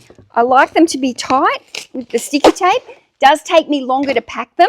It's obviously much quicker for me to just put a small book in a small mailer. And here we go. We've lost sticky tape. That'll be right. Okay, where are we? Let's put that over here. You know what the worst part about sticky tape is finding the end of it. Even though it's got the little tab there, sometimes it's so hard. Now, guys, this is a flaw that I've got going on. I should have 2 of these sticky tape holders, one of them down below with a fresh roll in it, so that I don't have to do this mid-shipping, right? That is actually a flaw in my shipping process. So I'm going to take note of that. Next time I go to the post office, these were the ones that you buy directly at the post office. I find them the best. I'm going to buy a second one because I don't want to be like this year. The plan is to grow and get busier and busier. I don't want to be losing time during a pack session. Like my cling wrap there, I've already got spare ones down here sitting on rolls because I buy them individually like this. I've already got them ready to go, the label pulled off, because the label, again, it's like the sticky tape. It can be hard to get going. So I've already got a couple rolls there ready to go so I don't waste time. I don't have sticky tape, so that is a flaw. Okay, we've got a chocolate cookbook, and this one is sold for $50, guys. Chocolate, luscious recipes, and expert know-how for biscuits, cakes, sweet treats, and desserts. I love looking at these books when I photograph them and all the yummy recipes. It's one of my favorite things about cookbooks is I get to like browse them all as I'm doing the photography, and some of them I end up keeping because I'm taken with the recipes. But the baking books I never keep because I'm not a baker. I do like to cook, but I'm not a baker. For some reason, I try and bake cakes. They go flat. They go in the middle like this, like they. I just can't seem to do it. In the SKU section of my books, I always write like the month and the year when I've listed the book. So it'll have the shelf number where it is. So say it's on A1. It'll say A1, January 2025, or whatever the month is. And that way I know. So when I'm reading these out to you, that's how I'm seeing how old these books are. And that also makes me a better book seller, I think, because I'm constantly looking at how old that book is when I've sold it. So when I pick the book, I'm looking at the SKU and I can see how old that book is. When I'm then here doing my packing and stuff, again, I'm being reminded of how old that book is. So for me, that actually helps me become a better bookseller, I think, and it helps me become a better picker because I start to remember these things in my brain, like, yes, that book sold really fast, or no, I remember that one was really slow. So I think by actually doing that, it makes me a better seller. Okay, guys, this is one whopping book. I don't know how much it weighs. It's got to be up on that 5 kilo mark. This is absolutely huge. I did not buy this book. It came to me from another reseller when she was like closing down her eBay store, and this was part of the haul. And I do sell atlases, and generally atlases are large books, but I've never seen one that's this large and this heavy. Now, this has sold, I think, for $41.99. Okay, so it's a good price for a book, but it's just so big and heavy, and I really don't want books in my store that take up this much weight and this heavy. Like, this is not going to even fit in this mailer, which is fine because I've put it into a large satchel, like I mean an extra large satchel. I knew this wouldn't fit into the large mailer. The problem is when you have to do things that are different to your norm, like now this takes me extra time, and I like to keep everything as systemized as possible in my in my store. I'll just show you what I'm doing here. So this is how I'm doing this. This is how I'm going to wrap this.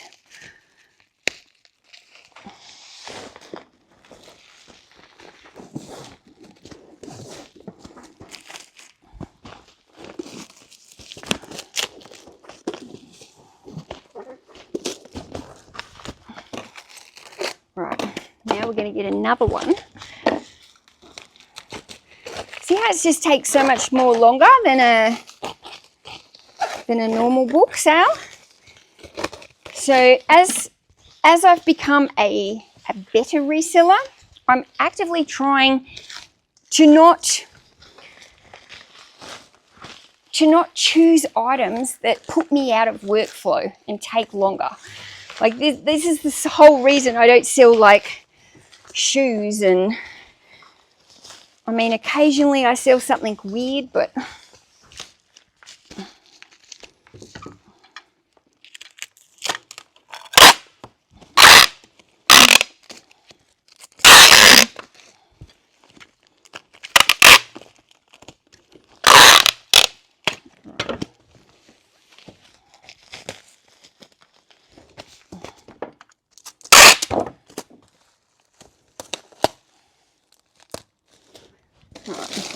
now I've got these extra large satchels and they've got no padding in them, but that's why I've put those together like that, so the book is still padded up, and then it goes into one of these extra large.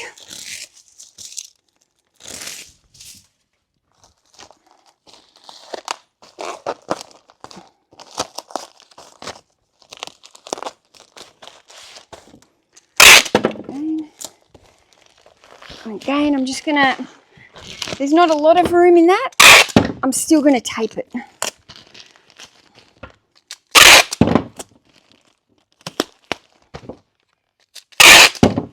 Absolutely huge atlas. Somebody might want that for teaching, homeschooling. Right, I'm sweating now. I don't look at my sales on an individual basis. I look at them by the week, by the month, by the financial year. So I'm looking at all the money that comes in, the sales, then I'm looking at all the money that goes out in expenses, and all the money that's left is my profit. Acquisition. This book has sold $59.40. Now, I had this one listed for quite high, maybe up around the $90 actually. And it's been listed since May. So I sent an aggressive offer, 30% off or something, I think it was. And yeah, I knew even with 30% off, it's still a $60 sale. So I was more than happy with that. So I let that one go. It's been listed since May. It's coming up, you know, it's over 7 months old now. I don't want to keep storing it. Okay, we got some good old Barbara Cartland. I haven't sold her for a while. Mustn't have many on my shelf. Barbara Cartland, one of the original historical romance writers, very, very popular. One of the most popular historical romance authors. Those have sold for $35 and they've been listed since April. We don't want books in the store over a year old. Well, I don't anymore anyway. Birds, Cages and Aviaries, the complete guide to keeping and housing pet and aviary birds. Look, if you've got heaps of storage, you can hold your books and wait till they sell for a long time.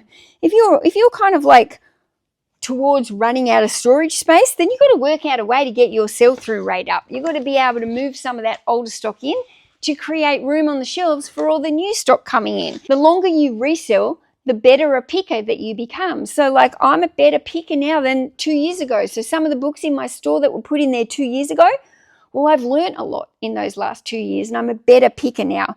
So the thing is, but if you've got heaps of storage space, you can have a set and forget. But if you're running low on storage space and storage is an issue for you, you need to work out a way to get those books selling. And sometimes that means like the big markdown sales like I'm doing at the moment. But you got to, Tom's in the same dilemma at the moment. When he started his eBay store, he had a set and forget. Now, Tom's got 200,000 listings on eBay. 200,000. I've got 6,000. He's got 200,000 listings, and he's had a set and forget method. And now he's got software in, and he's listing thousands, or he can list. He's got the capability to list thousands of new listings a day. But there's all these bottlenecks that are coming with it now, keeping up with the photography, where the storage space, they're starting to run out of storage in the listed rooms. So he's got plenty of storage, but a lot of it's being used for other stuff. The actual storage areas where the listed stuff is, that's very neat and tidy. And they're starting to run out of room in those places because he's had a set and forget method for all the years of doing eBay.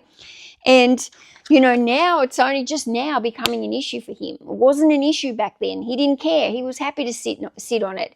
But now that he's becoming able to list mass quantities, and he's gone from being a one-man band and working for himself to having 8 staff members, like the capability of what they're able to do is just so much more. But again, you can do so much more, but it brings all these bottlenecks in.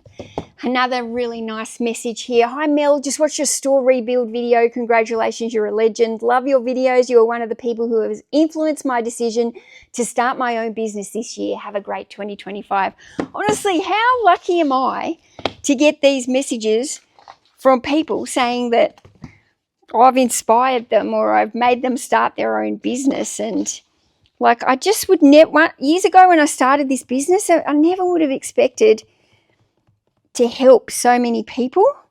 And I know I've helped people because I get the messages, and I'm still like blown away with it. But like, when somebody says they've been inspired to open up their own business and start doing this and making some money, whether or not it's on the side hustle, like, I love that I'm able to help people and show you guys. Like, I'm not afraid of telling you guys how to do this stuff. It hasn't hindered me. When I first started doing YouTube, people said to me, you've ruined books in Australia. Well, now you've ruined them. We're not going to sell as many. My sales are the highest they've ever been, and I tell everybody everything on how to do it. So I don't believe that. I think there's plenty out there for everyone. And I think that, like, I don't have a problem helping people. So I'm really, really grateful that me sharing my life here in my sheds and my house and wherever I've been over the years, I'm just so, it's just so nice to think that I've helped people, or people have started selling because of me, or people have made more money because of me. Because so many people need more money. And if I can help people, you know, and it's not even about books. You can learn from me, and you don't have to sell books. You can go and sell whatever you like, whatever you've got an interest in. You like selling shoes? Go flip shoes. I started flipping shoes. You like clothes? Mate, there's money in clothes, more money in clothes than books, I would say. There's, you know, like, there's so much out there in abundance. Like Tom, he loves to sell CDs and DVDs. I just, there's so many things out there. My friend, they like to sell vintage toys, and like, just whatever you're passionate about. But you can, even though I'm a bookseller, you don't have to want to sell books to learn from me, because I talk about processes and systems and mindset and different things like that. And anyway, I'm blabbering. Beautiful Bible here. This one is going overseas. It's sold for $50. It's a large size Bible. It's also in large print. Beautiful soft color. Just a nice Bible. I'm not going to package that up because it's going overseas, so I need to get a separate label for that one. Large print Bibles really do sell well. So, in fact, large print books in general sell well. To show you the stacks, because you can't see them from here, and they're amazing. I'll just put these ones here, and don't forget, there's all these stacks over here that are still waiting. Let me show you. Here we go. Stacks on stacks. Can you see what I mean when I'm like, I hope these don't fall? They're all on like a little bit of a lean. I'm gonna tidy them up a little bit more now and put some over here. But yeah, I still got all these books to package up and whatever else has come in while I've been doing that. So yeah, it's a lot of posts going to the post office tomorrow. Last week, I actually had the highest sales week that I've ever had on eBay. And I can't believe it. It's the first week ever that I've gone over $6,000 worth of sales in the 7 days. I've been running aggressive sales, so to even do that level of sales while I've been running coupons and stuff for 20%, 30%, 40% off, I just can't, I can't believe it. But I'm just honestly, like, I'm just been reflecting on that last night, and I just can't believe that I've got to that point of that level dollars worth of sales in a week. So yeah, it's very humbling, and it's very motivating. Motivating as well, because it's like, I can do it, I can do it.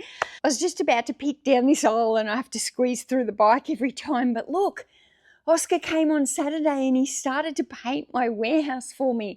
So not my warehouse, but my little office. So what he's done is he's just done the primer over everything. Where are we? Oh, he's covered these up. I can't turn them on. But he's basically just done I think he did a double coat of primer. The yellow was so hard for him to actually cover. So he's just done this double coat of primer all the way around here. And he's still got to come back and do the actual painting part of it, but that should be quick and easy now that the hard bit was getting that yellow covering it so it didn't bleed through. Oh my goodness, the difference it makes even in there, and it just brightens it up here, and it's so nice. But this bike is so heavy, I just have to like squeeze through here at the moment because it's just too hard to keep moving around. I've got 2 books here going out to a repeat buyer but also a viewer. So this is for Jackie. Thank you, Jackie. We've got Karen Martini, Home Cooking, and we've got Your Place or Mine, Gary Mehigan and George Colombolus.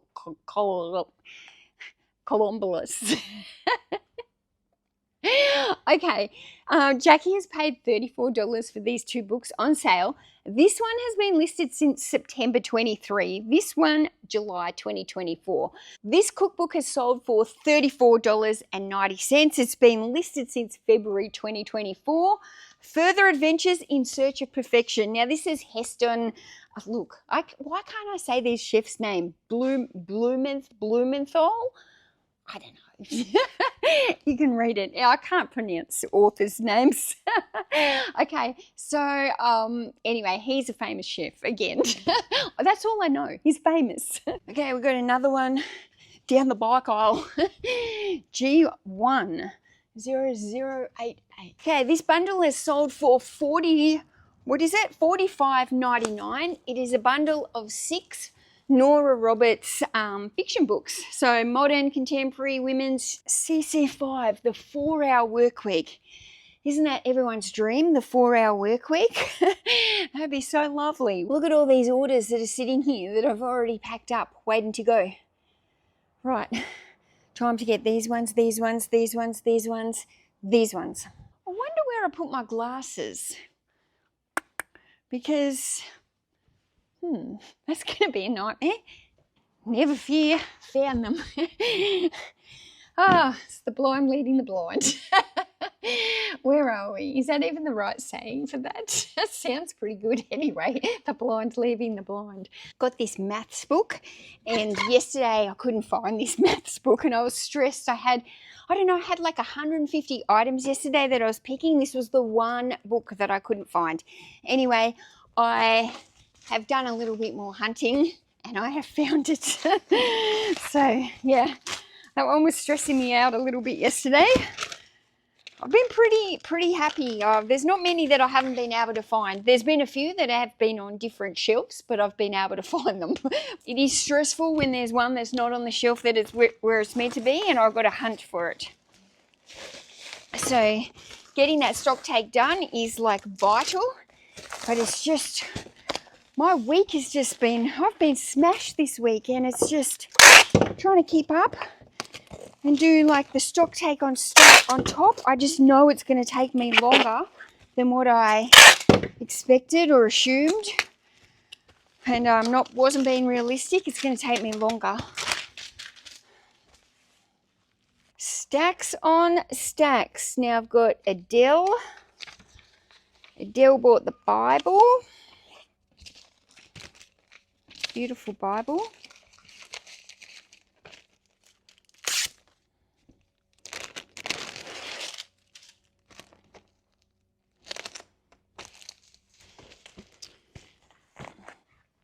Where's my phone now? Okay, I just saw another order that I haven't picked. Oh my goodness, this is intense, guys. D9.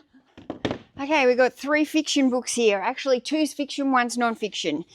Crime thriller, The Jigsaw Man by Nadine Matheson. This is a brand new listing. The Passage by Justin Cronin, also a brand new listing.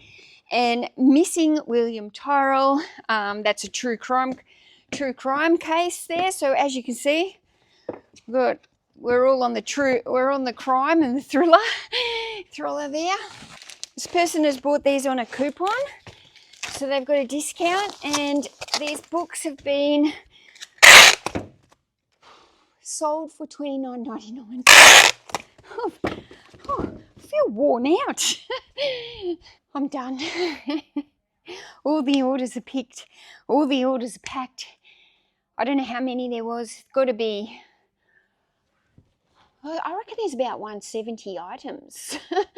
40, maybe somewhere between 160 and 170 items that have been picked into this order. I've never seen anything like it. This is my biggest packing day.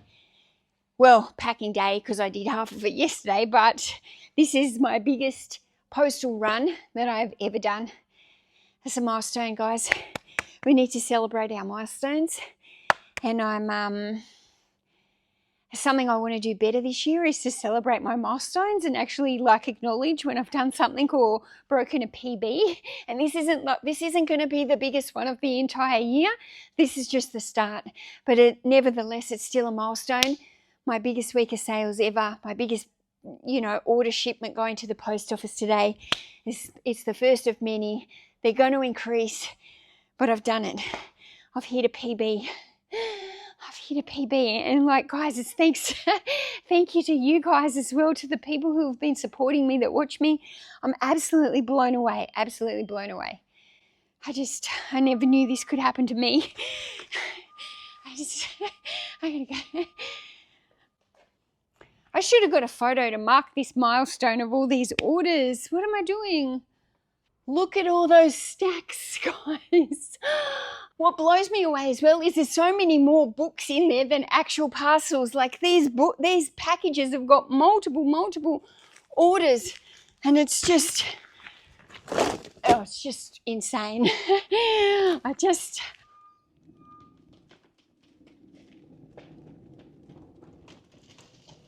I literally can't get off the chair. It's like the pack is done, and it's like it's done. I don't know. I got to do listings now. I got to edit another video, and I don't know what to start because I just feel like sitting here on this chair. I just want to sleep.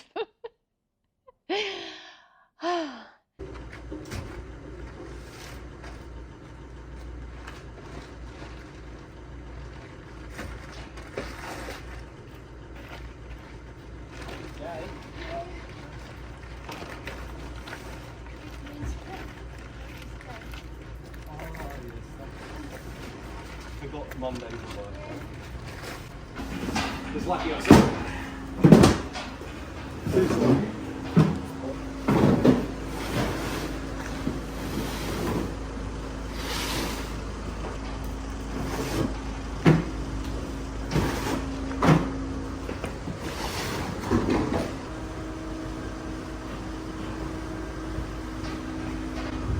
I've been feeling like I've been getting smashed. I've started to notice that in the warehouse here, there's corners with some extra piles. There's stuff on the floor starting to gather. There's things that need to be put away. And I'm just kind of feeling like, I need a catch-up day. So today is my catch-up day.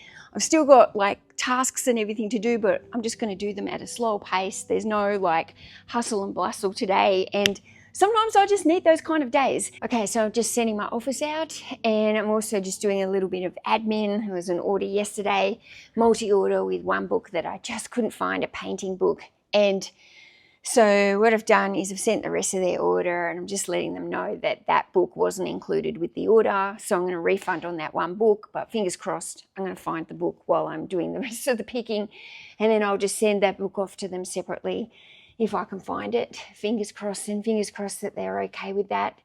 But I've looked and looked and looked for it. At the moment, I just can't see it. And I'm sure it'll be one of those books where when I'm not looking for it, it'll be like, there's the book. It's one of those books when you look for it, you just can't see it. So yeah, I've sent my office for the morning. I'm just doing my admin. I'm just looking at what orders I should urgently try and get out today. It's probably the thing that causes me the most anxiety in my whole business, and I get to the end of the day, and when I can't find a book, I am super, super stressed. So I'm totally aware that I need to get in here and get like a stock take on this stock done, but I'm just trying to keep up, and I'm chasing my tail as it is anymore. And to do the full stock take is such a massive job. The worst part is these orders that I can't find, they're like $11, $12 items that are selling, and it's a lot of like the time that I'm spending looking for these low items that are making such a minimal profit. It's not a good value of my time. These low-end books that have been on the shelf, like this book that I can't find, it's been since 2022. So, it's been moved around a few times in my warehouse. And it's another reason why when you have this old inventory, if you're not doing stock takes, like it can get moved around. Like I've moved 3 times, I think probably. In fact, that book was from my hoarder haul. So that was when I was in my storage units. Then I went to my home garage. Then I went to the other warehouse, and now I've come here.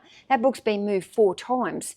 So that, there's no wonder I haven't really done a full stock take in that whole period of time. I've done stock takes on occasional shelves. I haven't done a full store stock take in ever. Ever. So this is one of the areas that's driving me nuts. It's just like stuff everywhere, because it's stuff that was going to go into this office. But because it was being painted, I was leaving everything out of it.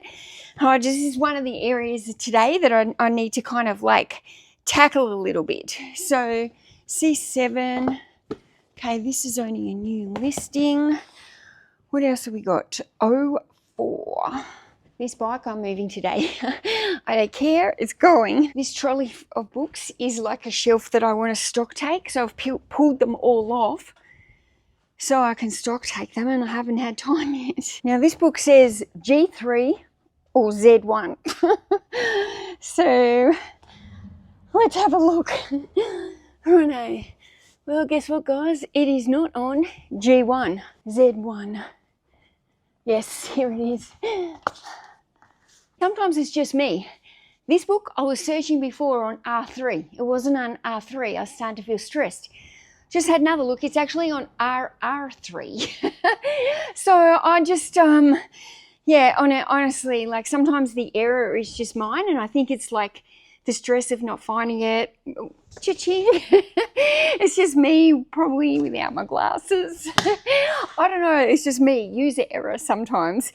When I do the new SKU, I'm actually I'm not going to have double numbers like R and RR, because it does, if I forget to put one of those numbers in when I'm doing the SKU, it gets confusing.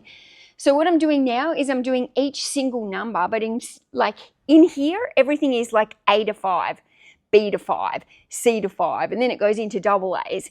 When I re-SKU everything, I'm going A to 15, B to 15. There's 3 shelves for every single letter, and that's going to get me enough in this warehouse that I won't have to go into double letters. Okay, this one I know is here because I just listed it, so it's on one of the nice new shelves. I can't get that one wrong, possibly. I can't possibly get that one wrong. This one sold like literally within about an hour of me selling it. Okay, I'll show it to you since it sold so fast. Middle Child. A family's grim struggles for survival. So it's a biography, a true story. It had like a little sticker thing in the front here that said it had been donated. So I'm not sure where it's actually been donated to. It doesn't seem to have any other library things. It's in immaculate condition. I only sold it for $22. I don't know, maybe I underpriced it because it went within an hour. Oh, I should just live permanently down D. D9. Oh, that's good. It means the stuff that I'm listing is selling it. Okay, The Adventures of Humphrey Bear. This one only just sold for $18. I loved Humphrey B. Bear as a kid. He was absolutely my favourite.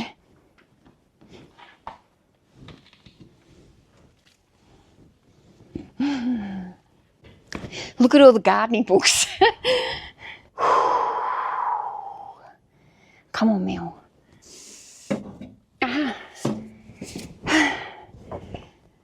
Found. Okay, last one. I've left all the multi-orders. Where to put my glasses? I swear, I'll be called Mrs. Forgetful soon. So while my orders are printing, I'm just going to send a few more offers because there's more watches that have come in on some of these books. Yeah, I'm just constantly trying to send offers as I start to see new watches on the items. Just try and get them off as quick as I can. July.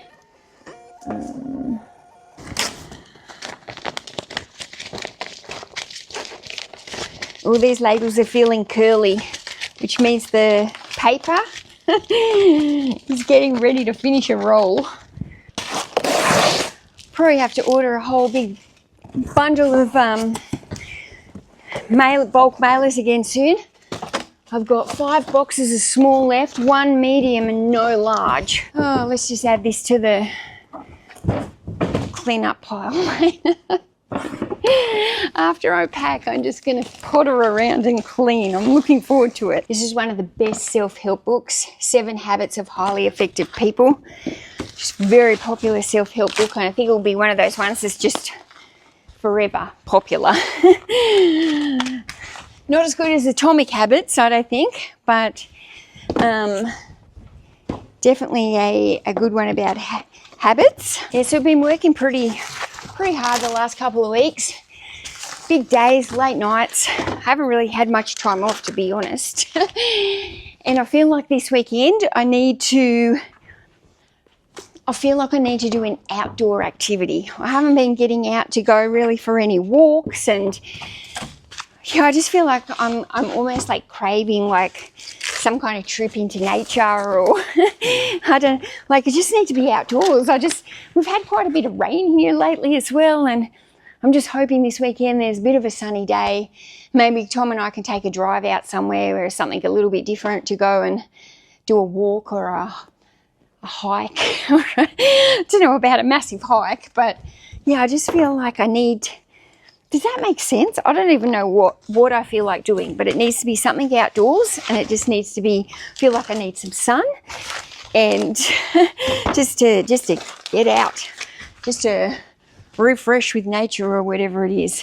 Well, look at this old cookbook. Look at the old, actually it's a bit dusty on the top. Can you see it? I might just give it a clean. I need the paintbrush. Let's see if you can see it. Can you see all the dust? Probably going near the camera.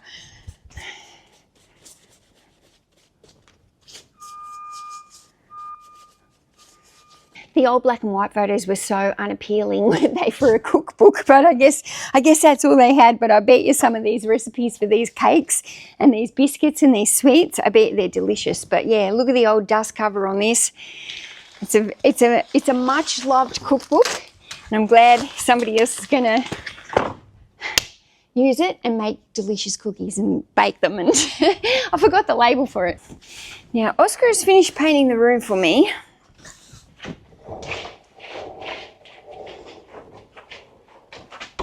I can hear my phone cha-chinging. What have we sold? Happy Gut, the cleansing program, In the Frame by Helen Mirren. What am I going to do now? I just honestly, I feel like going home.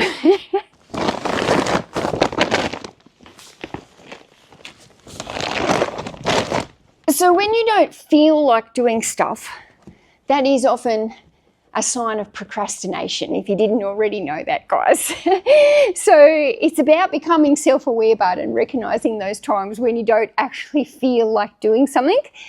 And then you still got to be able to take the action and push through even when you don't feel like it. Because what happens is if you're feeling, I don't feel like doing this, I don't feel like photographing all these items today, right? But if I don't feel like doing them, and then I procrastinate and I do other tasks when I know there's tasks that actually need doing, then what happens is I'll end up getting more stressed. You know, like I've been a bit stressed lately when I can't find some orders, right? But if I don't get my other stuff done, if I don't get my stock date done, if I don't get my listings done, there's a whole lot of other things that will still like lead to more stress and more frustration. So even though I don't feel like doing something, I can't just, like in the past, a lot of the time, if I didn't feel like doing something, I just don't do it. And then that's also a form of self-sabotage. You're letting yourself down when you just don't do something because you don't feel like it. And that feeling of not feeling like doing it is simply procrastination. So it's really important to, I think, take note of when you're feeling that lack of motivation or you're procrastinating on other tasks like I have been today. It's actually good to like step back. Like I was just thinking about it then when I walked to the toilet, and I'm like reflecting like, come on, Mel, like why are you procrastinating today? You haven't procrastinated once in the last 2 weeks. Like since the 1st of January, you've just been go. Like, why are you procrastinating now? And I think it's because I'm just feeling a little bit tired again. I've gone hard for like 3 weeks solid. And I haven't had many days off. Like I said before, I haven't been out for a walk or in some nature or doing a hike or getting some like vitamin D, or I haven't done any of that. So I'm starting to feel a little bit tired this week. And I have done some late nights, and I think it's just that tired is now leaving to me to not feel like doing stuff because, like I said, I came in here this morning, I'm going to have a slow day, right? And that's good. If I need a slow day, it's good that I recognize that I need a slow day. But it's a reflection of, okay, I need to mentally take note. Are the days that I procrastinate days that I'm actually feeling like I need a rest or I'm tired? Because that's something that I'm trying to become self-aware of. What makes me procrastinate on some days more than the others? And it generally is by the way that I feel. So I think though, motivation comes from doing stuff. So even though today I don't feel like doing very much, I'm still in here. I didn't just stay home and have like a bed day, but I've come here, I've had a slower day, and I'm going to go home early, and I'm going to have a relaxing night where I'm not on the computer and I'm not doing anything like that. So I will have like some time off, some break. And I've already planned for this weekend. I know I'm going to take Tom out for a walk or a hike or something. He doesn't know it yet, guys. I'll be like this. Righto, Tom. Guess what? We're going for a hike in the bush. He'll just be like, oh, you're kidding me. But no, I feel like it. And I also feel like he needs it as well. He's been stressed. Everything's on top of him a little bit. We both need to get out and just have like a day over this weekend where we're just not in here for like 12. I think last weekend we were in here Saturday, Sunday, like 12-hour plus days each day. Like there was no break. So I've recognized the point now. I'm procrastinating because of this, and I should be talking while I'm actually taking these photos. And look at me, I've just thrown my bag there because I've procrastinated on putting it back where it goes, and that's how we create mess. And where's my phone? And here it is, and I need a lanyard or something. I'd never find my phone.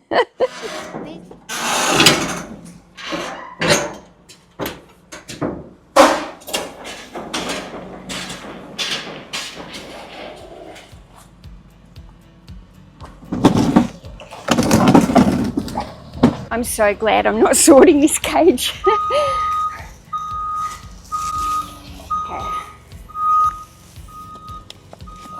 Doesn't have a side.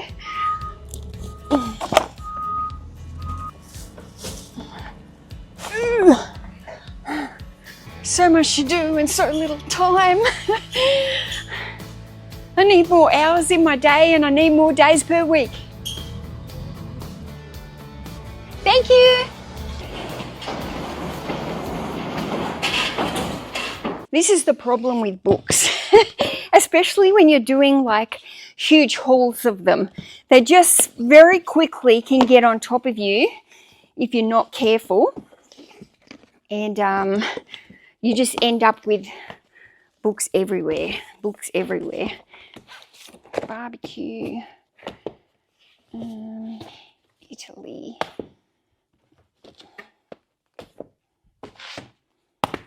Oh guys, who remembers this book from when they were a kid? Me. This was my favourite book when I was a kid, The Witches. This is another one that you'd go to the library at school and you'd go to book it and it was always booked out. Gee whiz, that's a blast from the past, that one.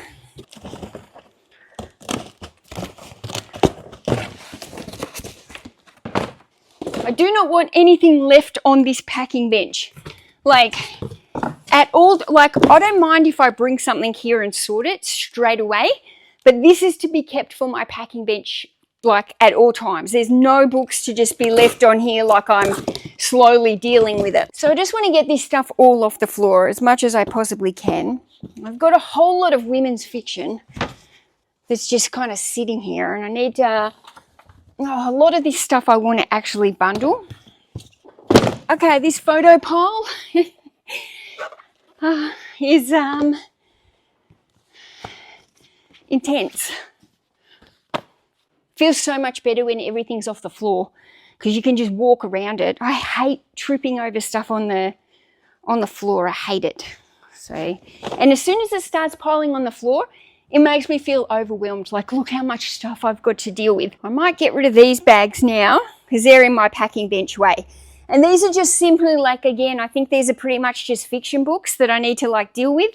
So I'm just going to put them up here.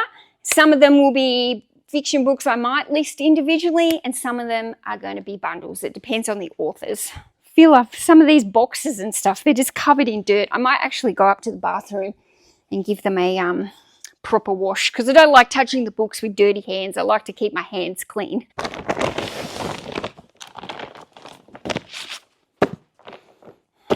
Eggplant parmigiana.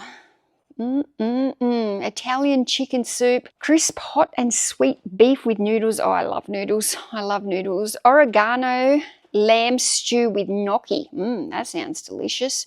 Origami. Rabbit stew. No, I can't eat rabbit. I can't do rabbit. Lamb shanks. Yum. I might keep that one. So this walkway is clear, but this is not, and this is not. And I want the whole thing to be able to walk around clear so I can get in and deal with these.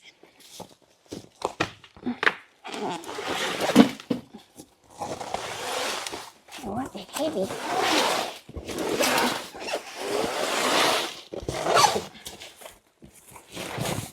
I bought these 3 woolen blankets the other day. I couldn't help myself, guys. Sometimes I just see things and I think, oh my goodness, I can sell that and make money. And I shouldn't do it because, like, look how much I've got to get through. Like, I'm seriously just chasing my tail as it is, let alone to photograph blankets. It's not even, but I know that these will sell. They're really nice, good quality woolen blankets and they're beautiful. And I think I paid $5 each, and I'll be able to like sell these, I would say, for at least 40 maybe. So, Tom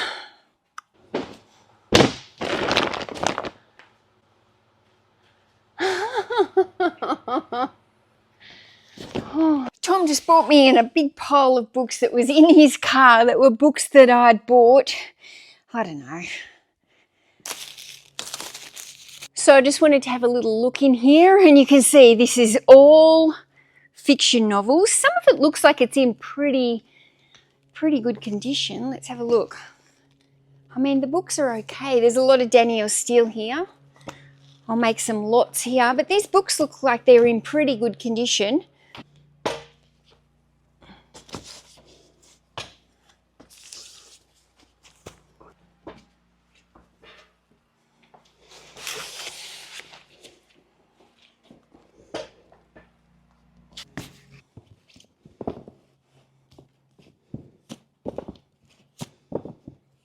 Now this is the same author as well, Bittersweet. Do I have more of her down here? I'll just check. No, that's Katie Flynn. Okay.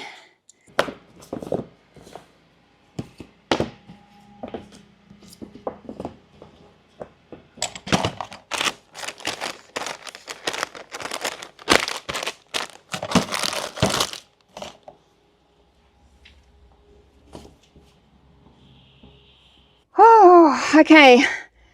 Now I thought we'd talk about confidence a little bit today. It's been on my mind. Firstly, it actually came up with my youngest daughter, who's only 15, Maisie. And she was talking to me in the car the other week, and she made like a comment how she wanted to try and get better at being confident. And I just thought that was such a, I was actually really proud of her, because I was like, that's such a, so self-aware for a 15-year-old to actually realize that if you're a confident person, that it can benefit you in life. And the other place I heard it was in the tech and sports group the other week, where somebody said that they were really uncomfortable kind of like putting themselves out there in public, and they're really uncomfortable with trying to build business relationships to help them get deals. And I thought that's really important. Like, you really do have to have a level of confidence to put yourself out there and try and get these business deals, because business is about building relationships. And to really grow your business, you have to build business relationships with people, because once you start doing that, so much more opportunity starts to flow, deals start coming your way. And like, I can't tell you how important it is to work on your skills at building relationships with your local charity shops, with anyone that you can source from. Like, it's just so important. So that came up there. And then another conversation I had with just one of my girlfriends, and we'd gone out for dinner, and she said to me, I could never do what you're doing. She said, I would just be so embarrassed.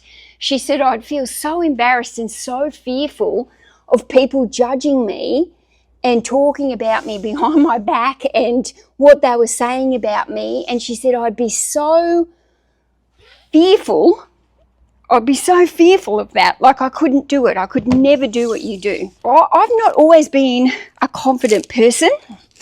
In fact, I've been the opposite. I've been quite introverted, quite shy throughout my life, through my childhood, especially through my younger years, primary school. You can be a confident person and not feel confident. Confidence is a skill, and it's a skill that you can learn. There's no reason why anybody can't learn how to be a more confident person. I don't think you're just born confident.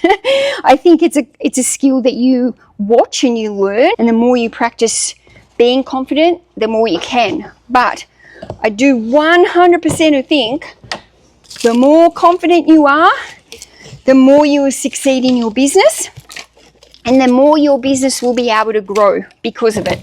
And the more relationships you will be able to build in business, the more friendships, the more connections, the more people you know, the more good things will come your way. Confidence doesn't come before action. Confidence comes after taking action, right? You take action, you become more confident. The more you do it, the more repetition, the better you get at it.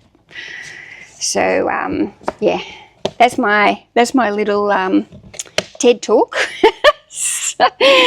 How many opportunities have you missed in your life from not taking a chance at something new because you were too shy, because you held back, or you didn't put your hand up to have a go? Oh no, I'll let someone else put their hand up and answer that question.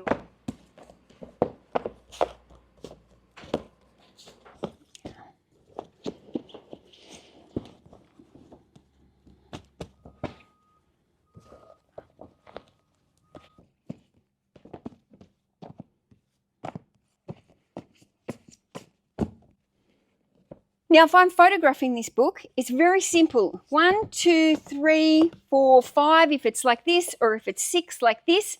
I take a group shot of it. I'd probably come in, rather than putting these books out individually because they're only small, I'll just zoom in 1, 2, 3, 4, 5, 6 and take an individual photo of the cover. You wouldn't even really need to do that, to be honest, because they're only little. I flip them over like this, take a one group photo of it, then I would bundle them up like this, stack them like this, and I would go photo, photo, photo, photo. I would click my little acceptable button up here so I remember to list them as acceptable, and that is done. Somebody on Instagram asked me last night, what is the biggest thing that I think I've achieved in the last 4 years? And whoa, that question made me like stop in my tracks and really like step back and think about that. And I could probably go really deep on this one, guys, but in the last 4 years, my life has changed completely. I have gone through a marriage separation. I have had to learn to become financially independent on only my own income and not rely on having a secondary income. I had to move out on my own. Children that have gone from teenagers to adults. I've had children that have lived at home and now have moved out of home with their girlfriends or boyfriends. I have myself gone into a brand new relationship after being in a long-term relationship for 22 years. Going into a new relationship as a grown adult is quite different than going into a relationship when you're in your teens or your early 20s. It's quite different going into a relationship, I think, in your late 40s. And I've moved out here to the warehouses. My business has grown from like this tiny little thing in my lounge room into this full-scale operation out here. To think about what is the biggest thing that I've achieved in that last 4 years, there's so many things, but I think one of the biggest things that I'm most proud about is the inner work that I've been doing and how I've increased my self-worth and my self-belief in myself, which hasn't been an easy task and is something that I've struggled with my whole life. So self-doubt, it doesn't ever completely disappear, but I'm really proud of myself that I don't let it take control over me anymore, because that just shows me how much stronger I've become. I heard a quote the other day that said, I am ready for anything and I am equal to anyone. And that quote hit me more than any quote has hit me in a long, long time. I think over the last few years, I have been thrown every single challenge under the sun. Challenges that I didn't know how I was going to get through. And I had no self-worth. My self-worth was down here. And Tom has been phenomenal in lifting up my self-worth. And so have other people that have been surrounding me and in my inner circle. But I have had to work so hard, and I continue to work hard at building my self-worth and having less self-doubts within myself. That has been a constant battle. And I'm so proud of where I am now compared to where I started from, because I truly didn't know how I was going to get through things.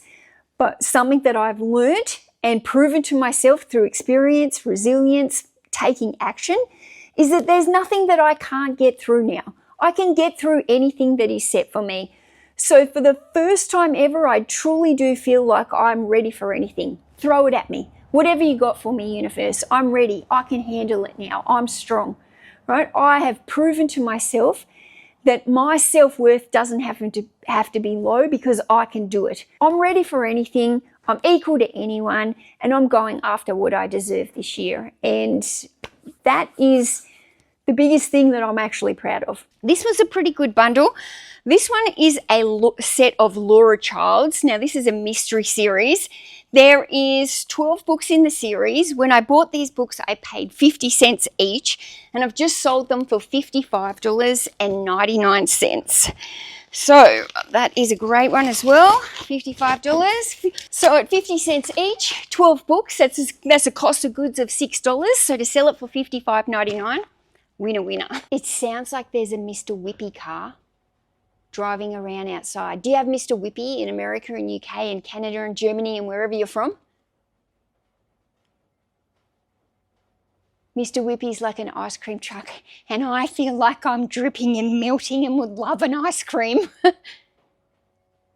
No, Mr. Whippy. Now, guys, did you know that sometimes if you've got a sticky residue on your book, that an eraser gets it off? So sometimes you'll see me doing the covers of the books quickly, and it might just be like there's a little mark or a little sticky bit on it, and the eraser gets it off.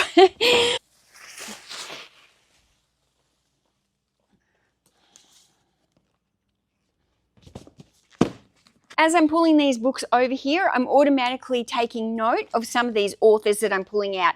And I can automatically see here I've got multiple books here by Di Morrissey. So straight away, once I start sorting all these, I know that there's multiple of Di Morrissey, so I start making stacks, like next to the Danielle Steele, where it'll be all Di Morrissey. Yuck.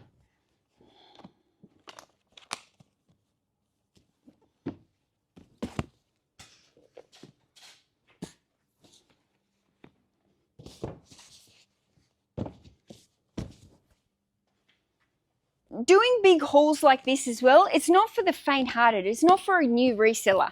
You'd be absolutely crazy if you were a new reseller and you tried to embark on something like this. It's you'd be just out of your depth. You'd be out of your depth. But when you're doing big hauls like this, you have to make a very quick decision on whether or not you're going to keep things or not. You can't procrastinate on this kind of stuff. There's too much of it. You've got all your other work that's piling up. You've just simply got to be able to get through this as fast as possible. Oh, I've got so much Wilbur Smith. Wilbur Smith for days. Where can I put him? Di Morrissey is the new Wilbur Smith. Oh.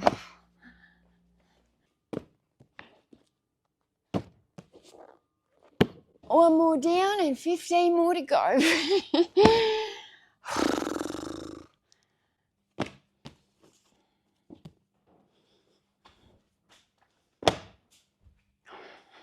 Anyone for Di Morrissey? Oh, I'm just trying to separate now, like the little thin picture books like this, and I'll put them into a bag.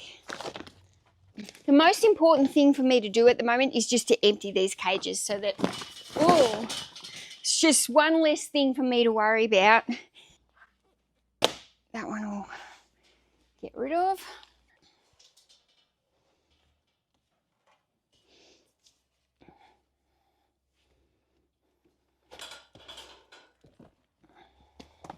This cage will be very profitable. Very, very profitable once it's all gone through. Ugh. Oh, I need a drink. Oh, my guts are only just getting caught here. One more. Oh. Right.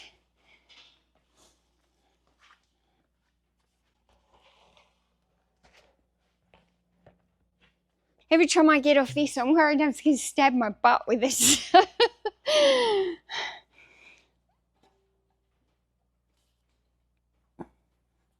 Oh, so awkward.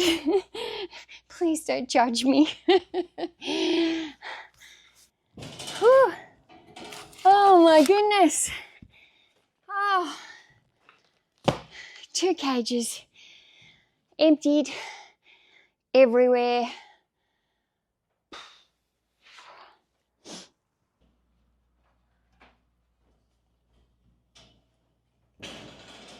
Oh, cramp. Oh, cramp. I twisted wrong. Oh, cramp. Oh my goodness. Cramp. Oh. Oh. Stretch, stretch, stretch.